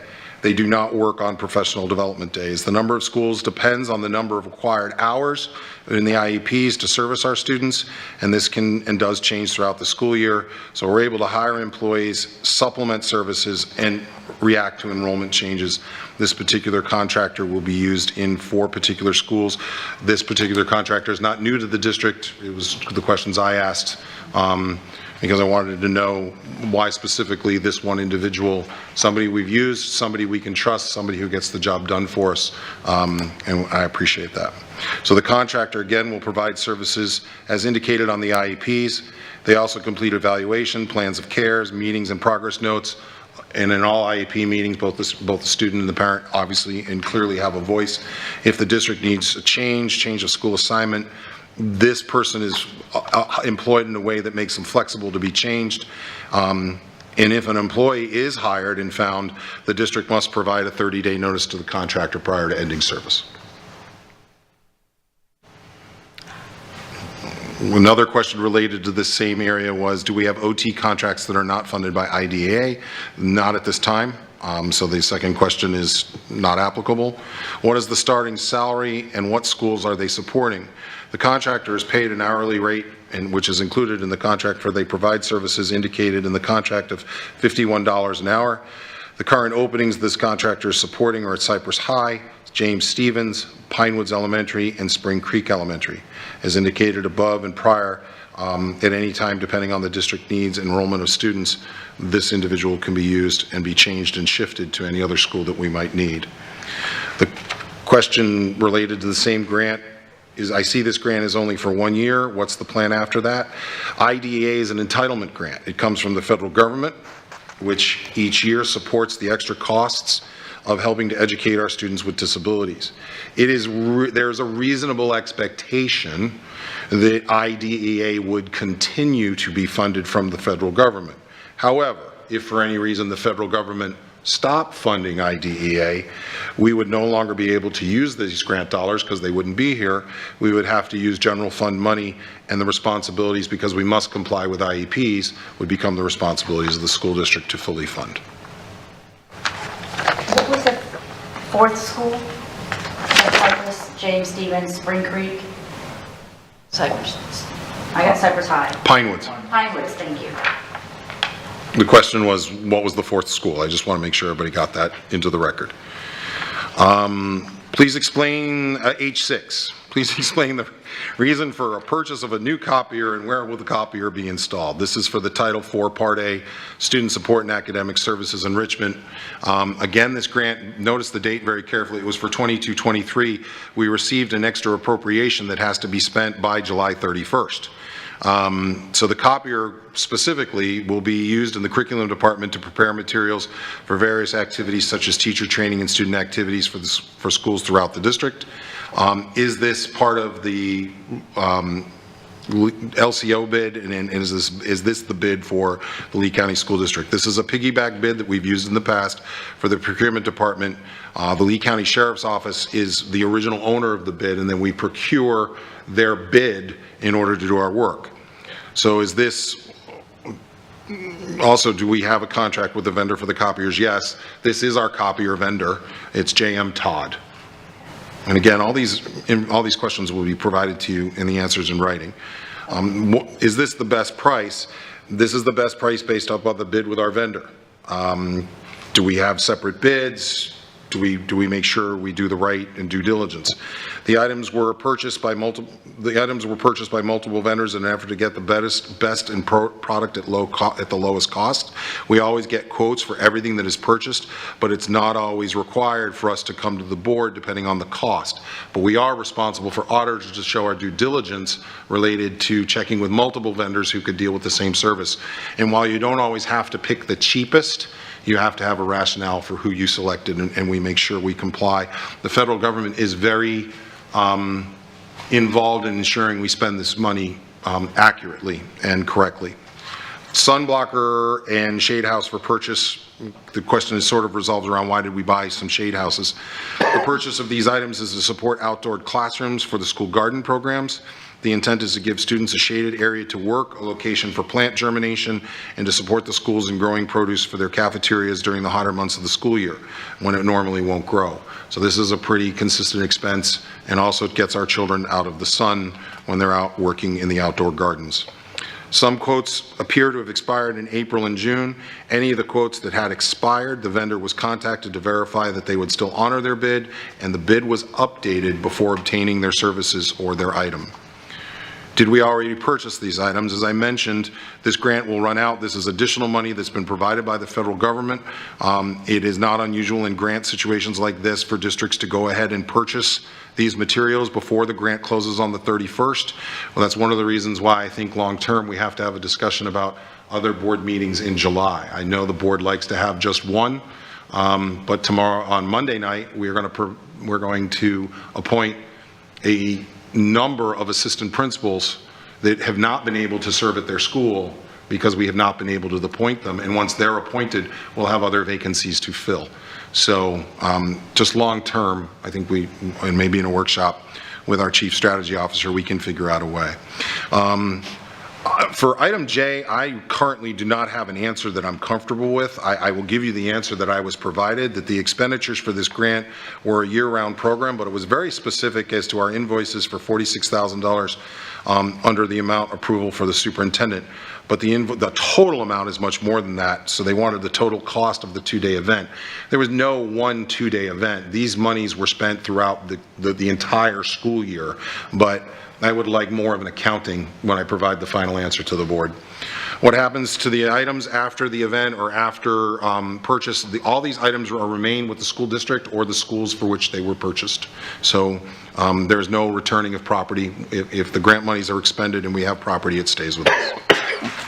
Item H7, approval of the Title IV Part A, Support Student Academic Enrichment for 23-24. The question was, I see academic enrichment grant requesting 2.5 for the program costs, including $95,000 in indirect costs, and no additional direct costs to the district. The purpose of Title IV is to improve school conditions for student learning and improve the use of technology in order to improve the academic achievement. Please advise what are indirect costs.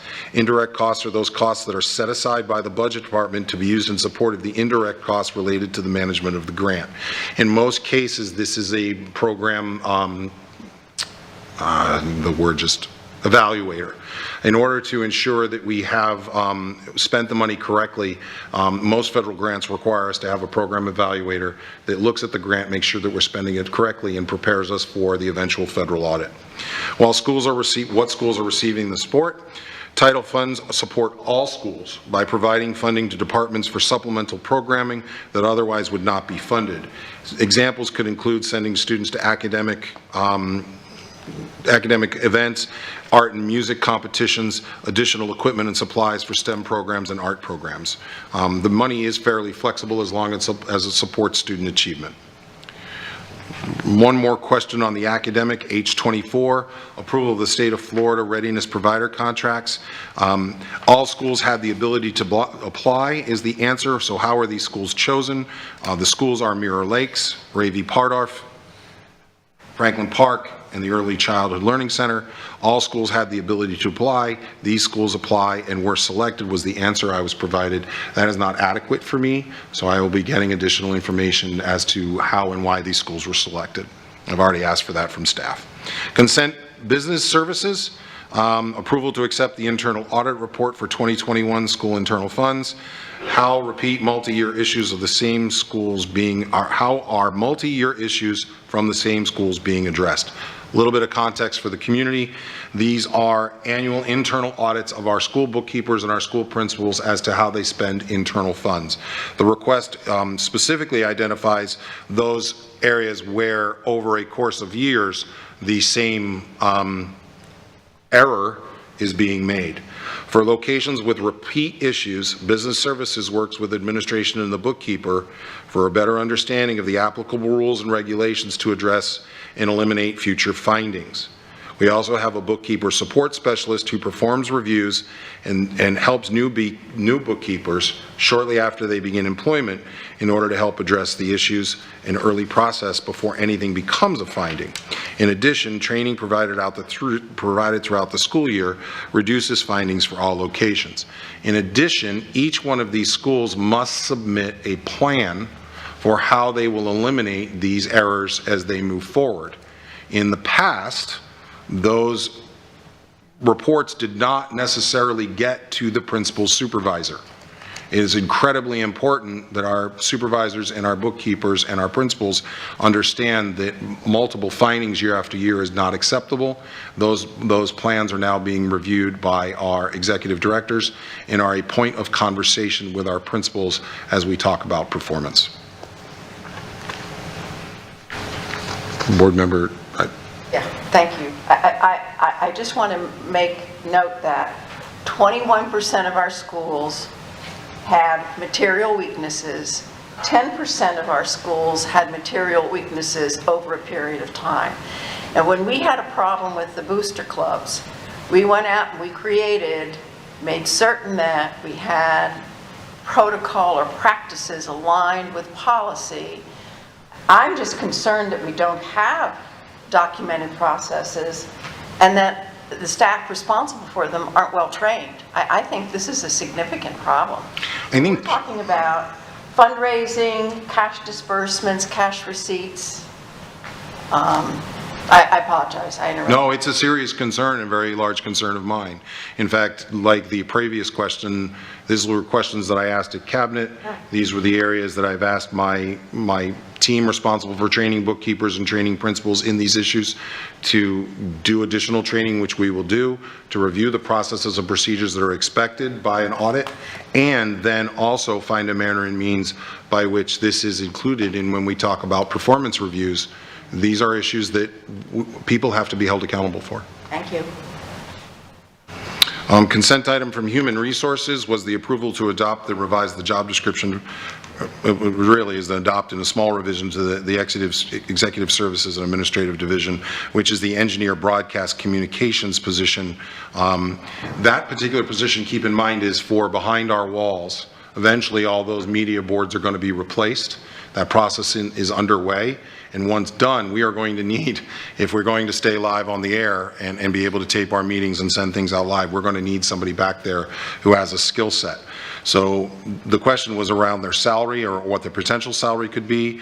The HR team and compensation has reviewed the job. It looks like it'll land somewhere like $29.81 per hour, which is at the 40th percentile of market rate. So there are 60% of the people who have the same job that are paid more than that, and only, 39% below that, and that's where we try to keep our market rate. Will this have the impact to the budget? No impact until the position is filled. Benefits, retirement, FICA, this is a recommendation for the approval of the job description. This item has been noted by our CFO. She knows that we may need this position coming in January, so we have identified it in the budget, but those cost savings dollars, while it remains unfilled, will revert back to the general fund. So if this job is vacant for 6 months, half of that salary will revert back to the general fund to be utilized for other issues. Consent of an operations approval of the designated school bus routes for the 23-24 school year. What is the status of transportation pickup in AM and PM drop off at school daycares? We are following the board policy Neola 8600. School buses shall be purchased, housed, and maintained by the district for the transportation of resident students between their home areas and the schools of the districts to which they are assigned. Parents may use a stop close to the daycare if it is permanent and on an everyday basis, and if there is an established route with an established stop. There is space available on the bus. This is a change in a business model for us. And for what we were talking about in just a moment when I talk about have there been any early predictions as to additional cost savings for the district. Our first priority is to get all of our students to school on time.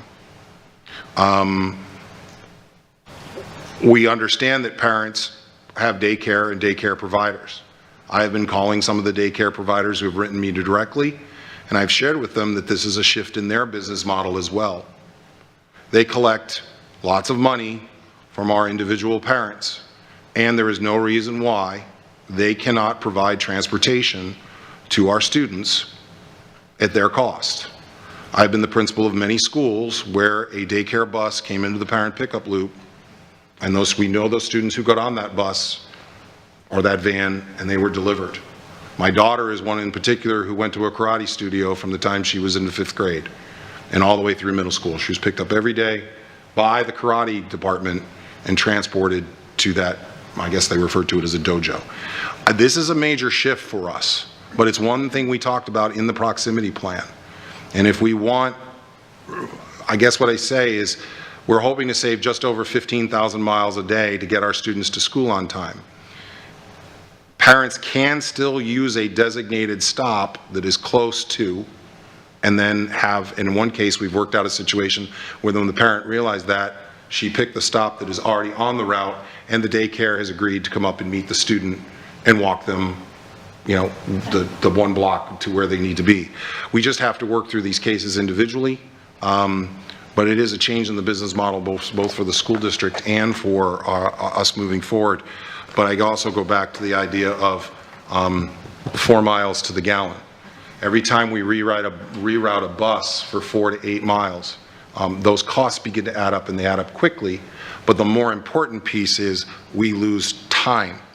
And if you're a middle school educator listening, the thing you want to see most out of elementary proximity is the pickup times for our middle schoolers to get much more close to the expectation of when our middle schoolers should be picked up. And what I'm asking from Mr. Lloyd is consistent communication like last year as to when our last student is dropped off. We have to get better at that. The average of that is well after when middle schools end, because you know, for the community, Tier 1 is high school. High school runs pretty well because they're first ones out of the gate. In the morning, then we run to our elementaries. This elementary proximity, saving 15,000 miles a day, should get us a better on-time percentage with our elementaries, then getting to our middle school bus stops at a timely frame. If you really look at the communication from a year ago, most of my emails about children not being picked up were at the middle school level. Then the opposite occurs in the afternoon. We're very much ready for afternoon of high school release. Then we go to elementary, but the elementary releases at a time where if we get a thunderstorm, which we never get any of those in the Southwest Florida area, or we get lightning, that delays an elementary. We can't fix that, but we can fix that as soon as those hurdles have been cleared, we have all the buses to then start arriving to our middle schools. So,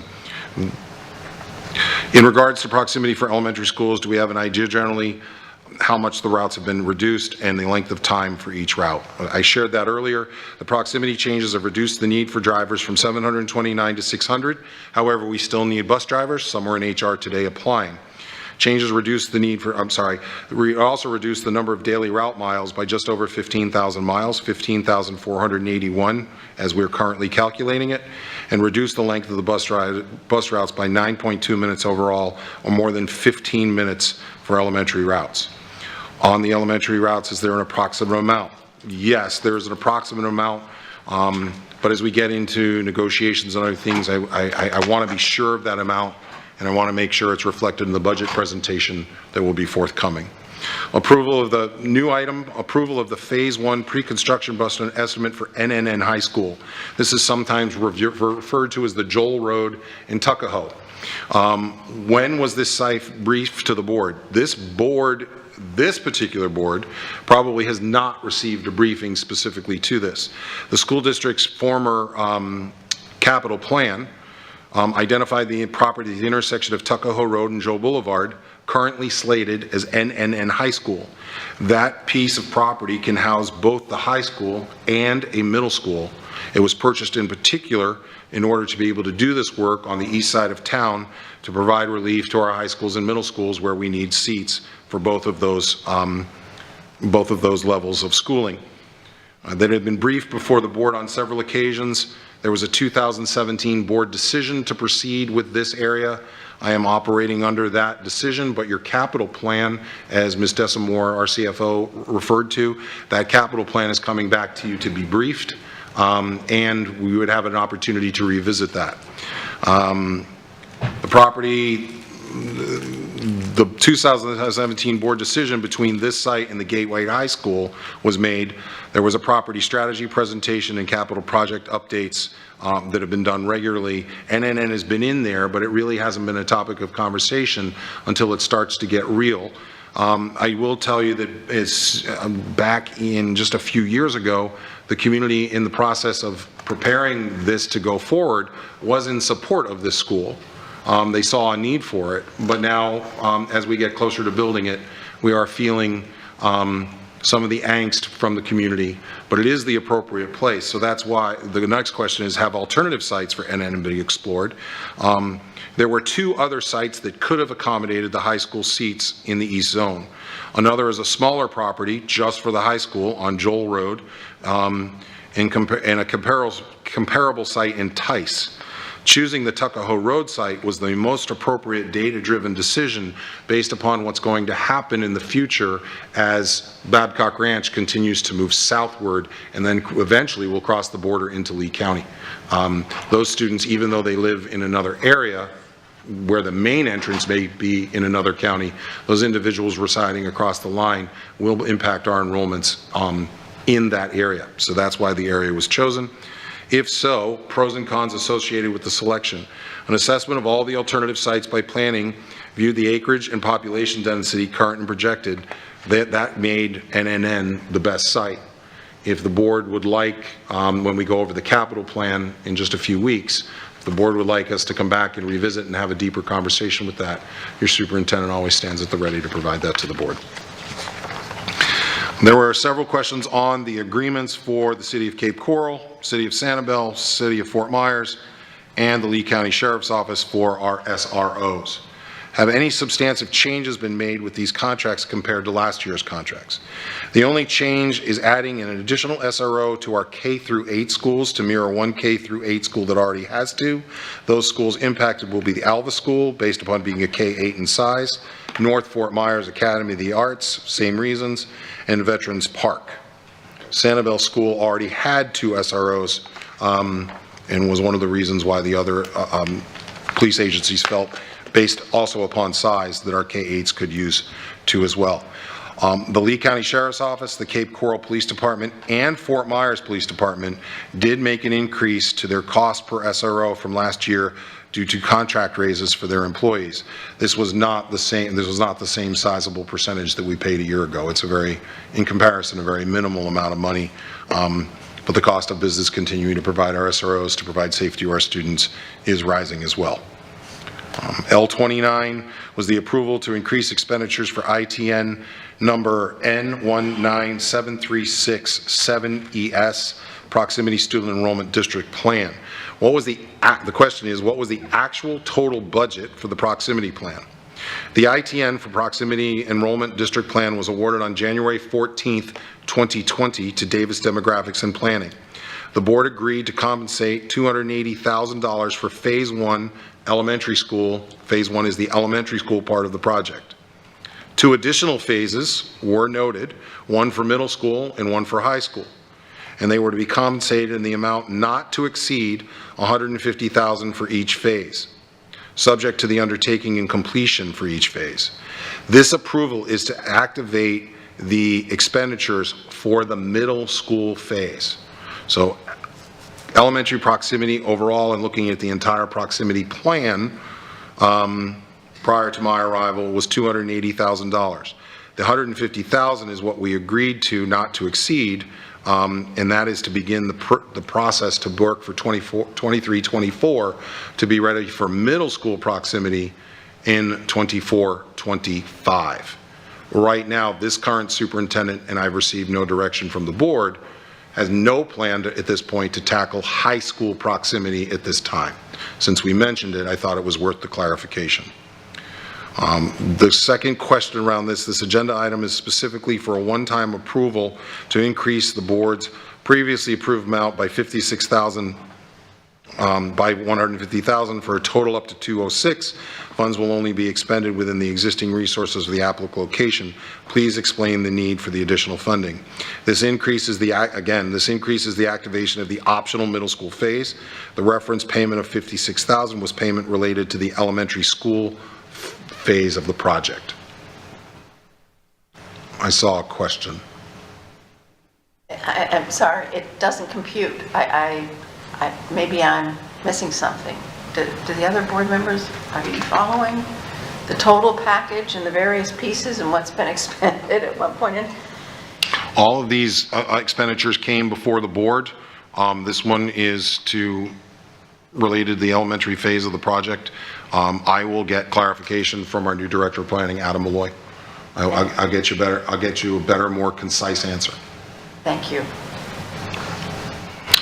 The next question was about the approval of school bell times for the 23-24. The question is, what is the plan for bell time changes for 26? I know some districts have already made changes starting this school year. When do you plan to make those changes? Let me begin by saying I will not make those changes. The board and I will make those changes. You will have multiple work sessions, community and town halls, and lots of wonderful opportunity, but now in 2026. To the public who may not understand what we're talking about, there was a bill passed this year moving middle schools could not start before 8 a.m. and high schools cannot start before 8:30 a.m. That is a major shift in the way we currently do business. In my work with the Florida Association of School District Superintendents, after getting this question, calling some of my fellow superintendents, no district that I have been able to contact has actually made these changes. Some didn't have to make them because they were already doing it. St. John's is one, Hendry County is another, so very large district, very small district, but all of us are looking to it. So we've had the preliminary discussions about the impact of the required changes to our bell time, and we're looking at our transportation options. And what I would share with you is this is a cross-divisional endeavor. It's going to take department heads, our community, our advisory committees. This is a year's worth of work in order to be ready for 26. So if you can think about things starting sometime in November, December, going through the spring, so that our community is not in a shock and awe situation related to, what do you mean my high schooler is going to go to school at 8:30 in the morning? We need to plan, and then our plan is to have these changes enacted by the 26 school year. I don't see a need to rush this right now, because I think the community deserves to have a lot of input and understanding of the medical research, the why, and to express their opinions not only to all of us, but maybe to some of their other elected officials. Yes, comments, Mr. Fisher? Chair, yeah, I just wanted to follow up on that. It was my understanding, I thought, when we were doing proximity for elementary, that we were perhaps, and this is a while back, I guess not as much as I thought, but that we were considering moving, at least changing before this bill had come out, the high school start time, not for this academic year, but the next one. I thought that was on the table at that point. During my tenure, I have no recollection of us talking about a change in high school time for the 24-25 school year. I think the research is clear as to why it's important. And having been in a district that did it prior to this legislation, I think I have some good information to share with all of you related to what some of the arguments will be. But this is now codified in state law. So I don't see another path for this school district other than to comply with the law unless the law changes. Ms. Giovanelli? And I'm the one that brought that up, only because I must have sat near those districts that have made that change, or already had that change, because somehow it was in a conversation. And I said, if they're ahead of the game like that, I just wanted to ask and put it out there. We needed to start talking about it anyways, and that's really why I brought it up. It's a conversation that we're going to have a lot of. So I reached out to superintendents that I knew in various districts. I've had that conversations. The questions have been asked. They have not moved. I did reach out to another couple of school districts to have some conversation with them. I was able to get some conversations. They already had schools starting around this time. For instance, in our world, we really don't have to do much with middle school start time. We have to probably change when they start, because we're going to have to make room to drop off all the middle schoolers and then get all the high schoolers.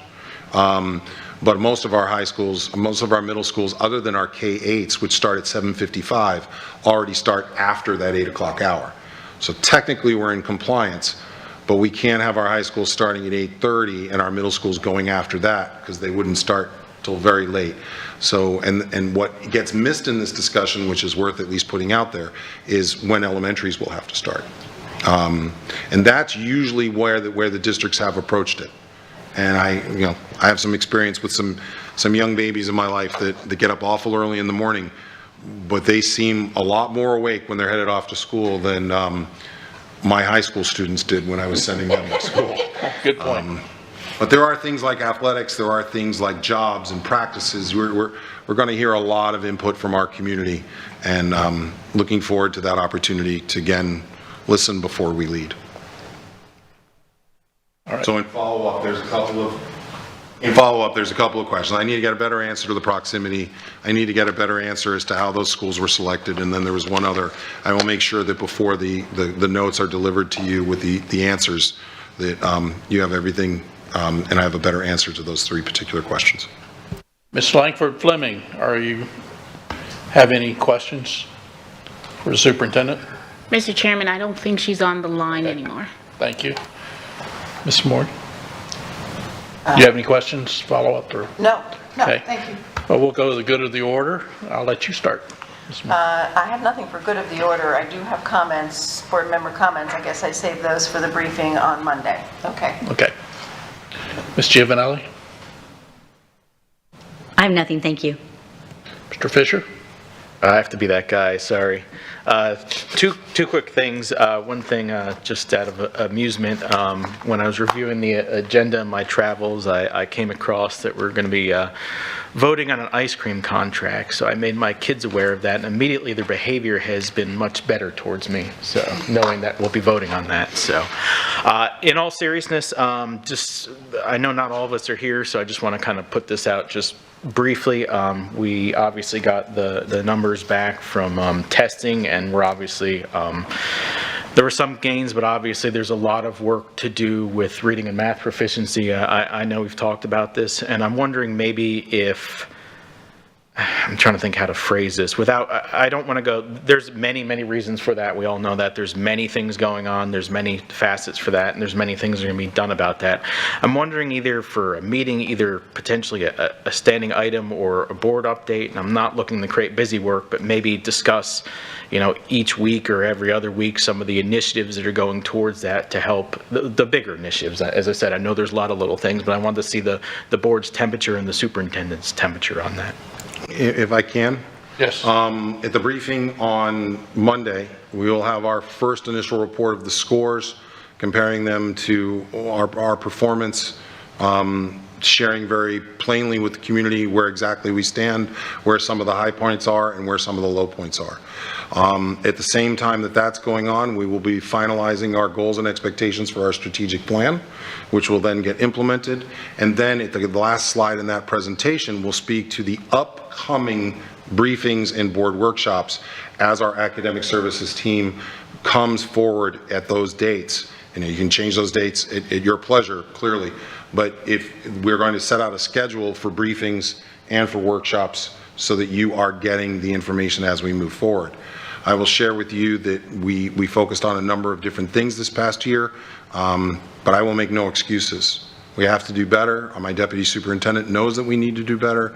Her team is aware, our principals, and that'll lead me to my comments about our principals meeting tomorrow, if the chair recognizes the superintendent. So what I'm trying to tell you, Mr. Fisher, is on Monday you'll have information about a plan to keep you informed, and not only will we set the schedule for academic services to present before you, but we'll also, through the strategic plan, set a schedule for regular updates on the other pieces of the strategic plan that are not necessarily related to the work of student achievement, directly related. Dr. Manier, you have anything else? Just have a couple of things. One, I would just like to congratulate this board on your foresight. This has nothing to do with your superintendent. This was approved prior to my arrival. Today we broke ground at G. Weaver Hips for a 200+ seat pre-K unit to serve the children in East Lee County. I'm very excited about the opportunity that is going to provide to us as we build those classroom spaces. The PSAs are going out. We're doing a couple right now. One is safe walk, safe bike, safe drive. everyone from the sheriff to some of our mayors, some board members as well, everybody's been involved in creating those PSAs to help our children understand about safe walking to school, safe bike riding to school, and also to help educate our parents about behind the wheel, they need to be looking out for our children. Looking forward, we're also looking for an opportunity about responsible use of social media. So if you've got your words in your mind that you'd like to get ready to record a PSA, they would be shown on morning announcements and to our high school, middle school, and elementary school students. We'd love to have you involved in that process. And there are a couple of more things coming. The other one is about speak up, listen up. I just really think it's important from me, from all of you, from our other chiefs and our other directors and other leaders to speak very clearly as to what that is and what our expectations are. Again, the more we hear it, the more likely we are to embed it in our culture, and once it gets embedded in culture, it'll be our way of work. Principals are gathering tomorrow. The theme of tomorrow's gathering is teeing it up. It is a little bit of a golf theme, so you can dress appropriately if you'd like to come. Our kickoff is around 7:30 in the morning. I will start the day with some expectations for our principals. I'd love to have you there if you want to be there or can be there. And I think that's where I'll leave it at this time. Appreciate the, I have one other point of order, and I almost forgot it because I didn't write it down. If you'll permit me, Mr. Chair, I'd like to recognize two people that are in our audience. We've had no opportunity to introduce them before this point. Seated all the way in the back, highlighted by a beautiful light of halo above his head, is our new Chief Operations Officer, Larry Stevens. Larry, could you stand? I know all of you have an opportunity. I know all of you have had an opportunity to review his resume and see his credentials, and I appreciate Larry more than he even knows yet for being on board when all those questions about construction and facilities comes to me. He's been a great resource, and he's working as quickly as he can. So I look forward to you getting a chance to interact with him some more.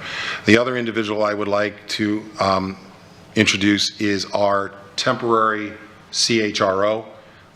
We've offered Hillary McLean a contract to be with us for a significant but a specific period of time to help us with our human resource division, to work with Mr. Dodig and the team to continue to grow the HR team, revitalize its processes, bring us into the 21st century related to that work, and to really work with what the team was already working on and just find somebody who could execute. And then her major goal, along with me, is to revamp the CHRO job description, which will come before you, and then help me recruit a CHRO. So her job is to come here, help us get our work done, and then provide direction, and then help us find her replacement, Hillary McLean.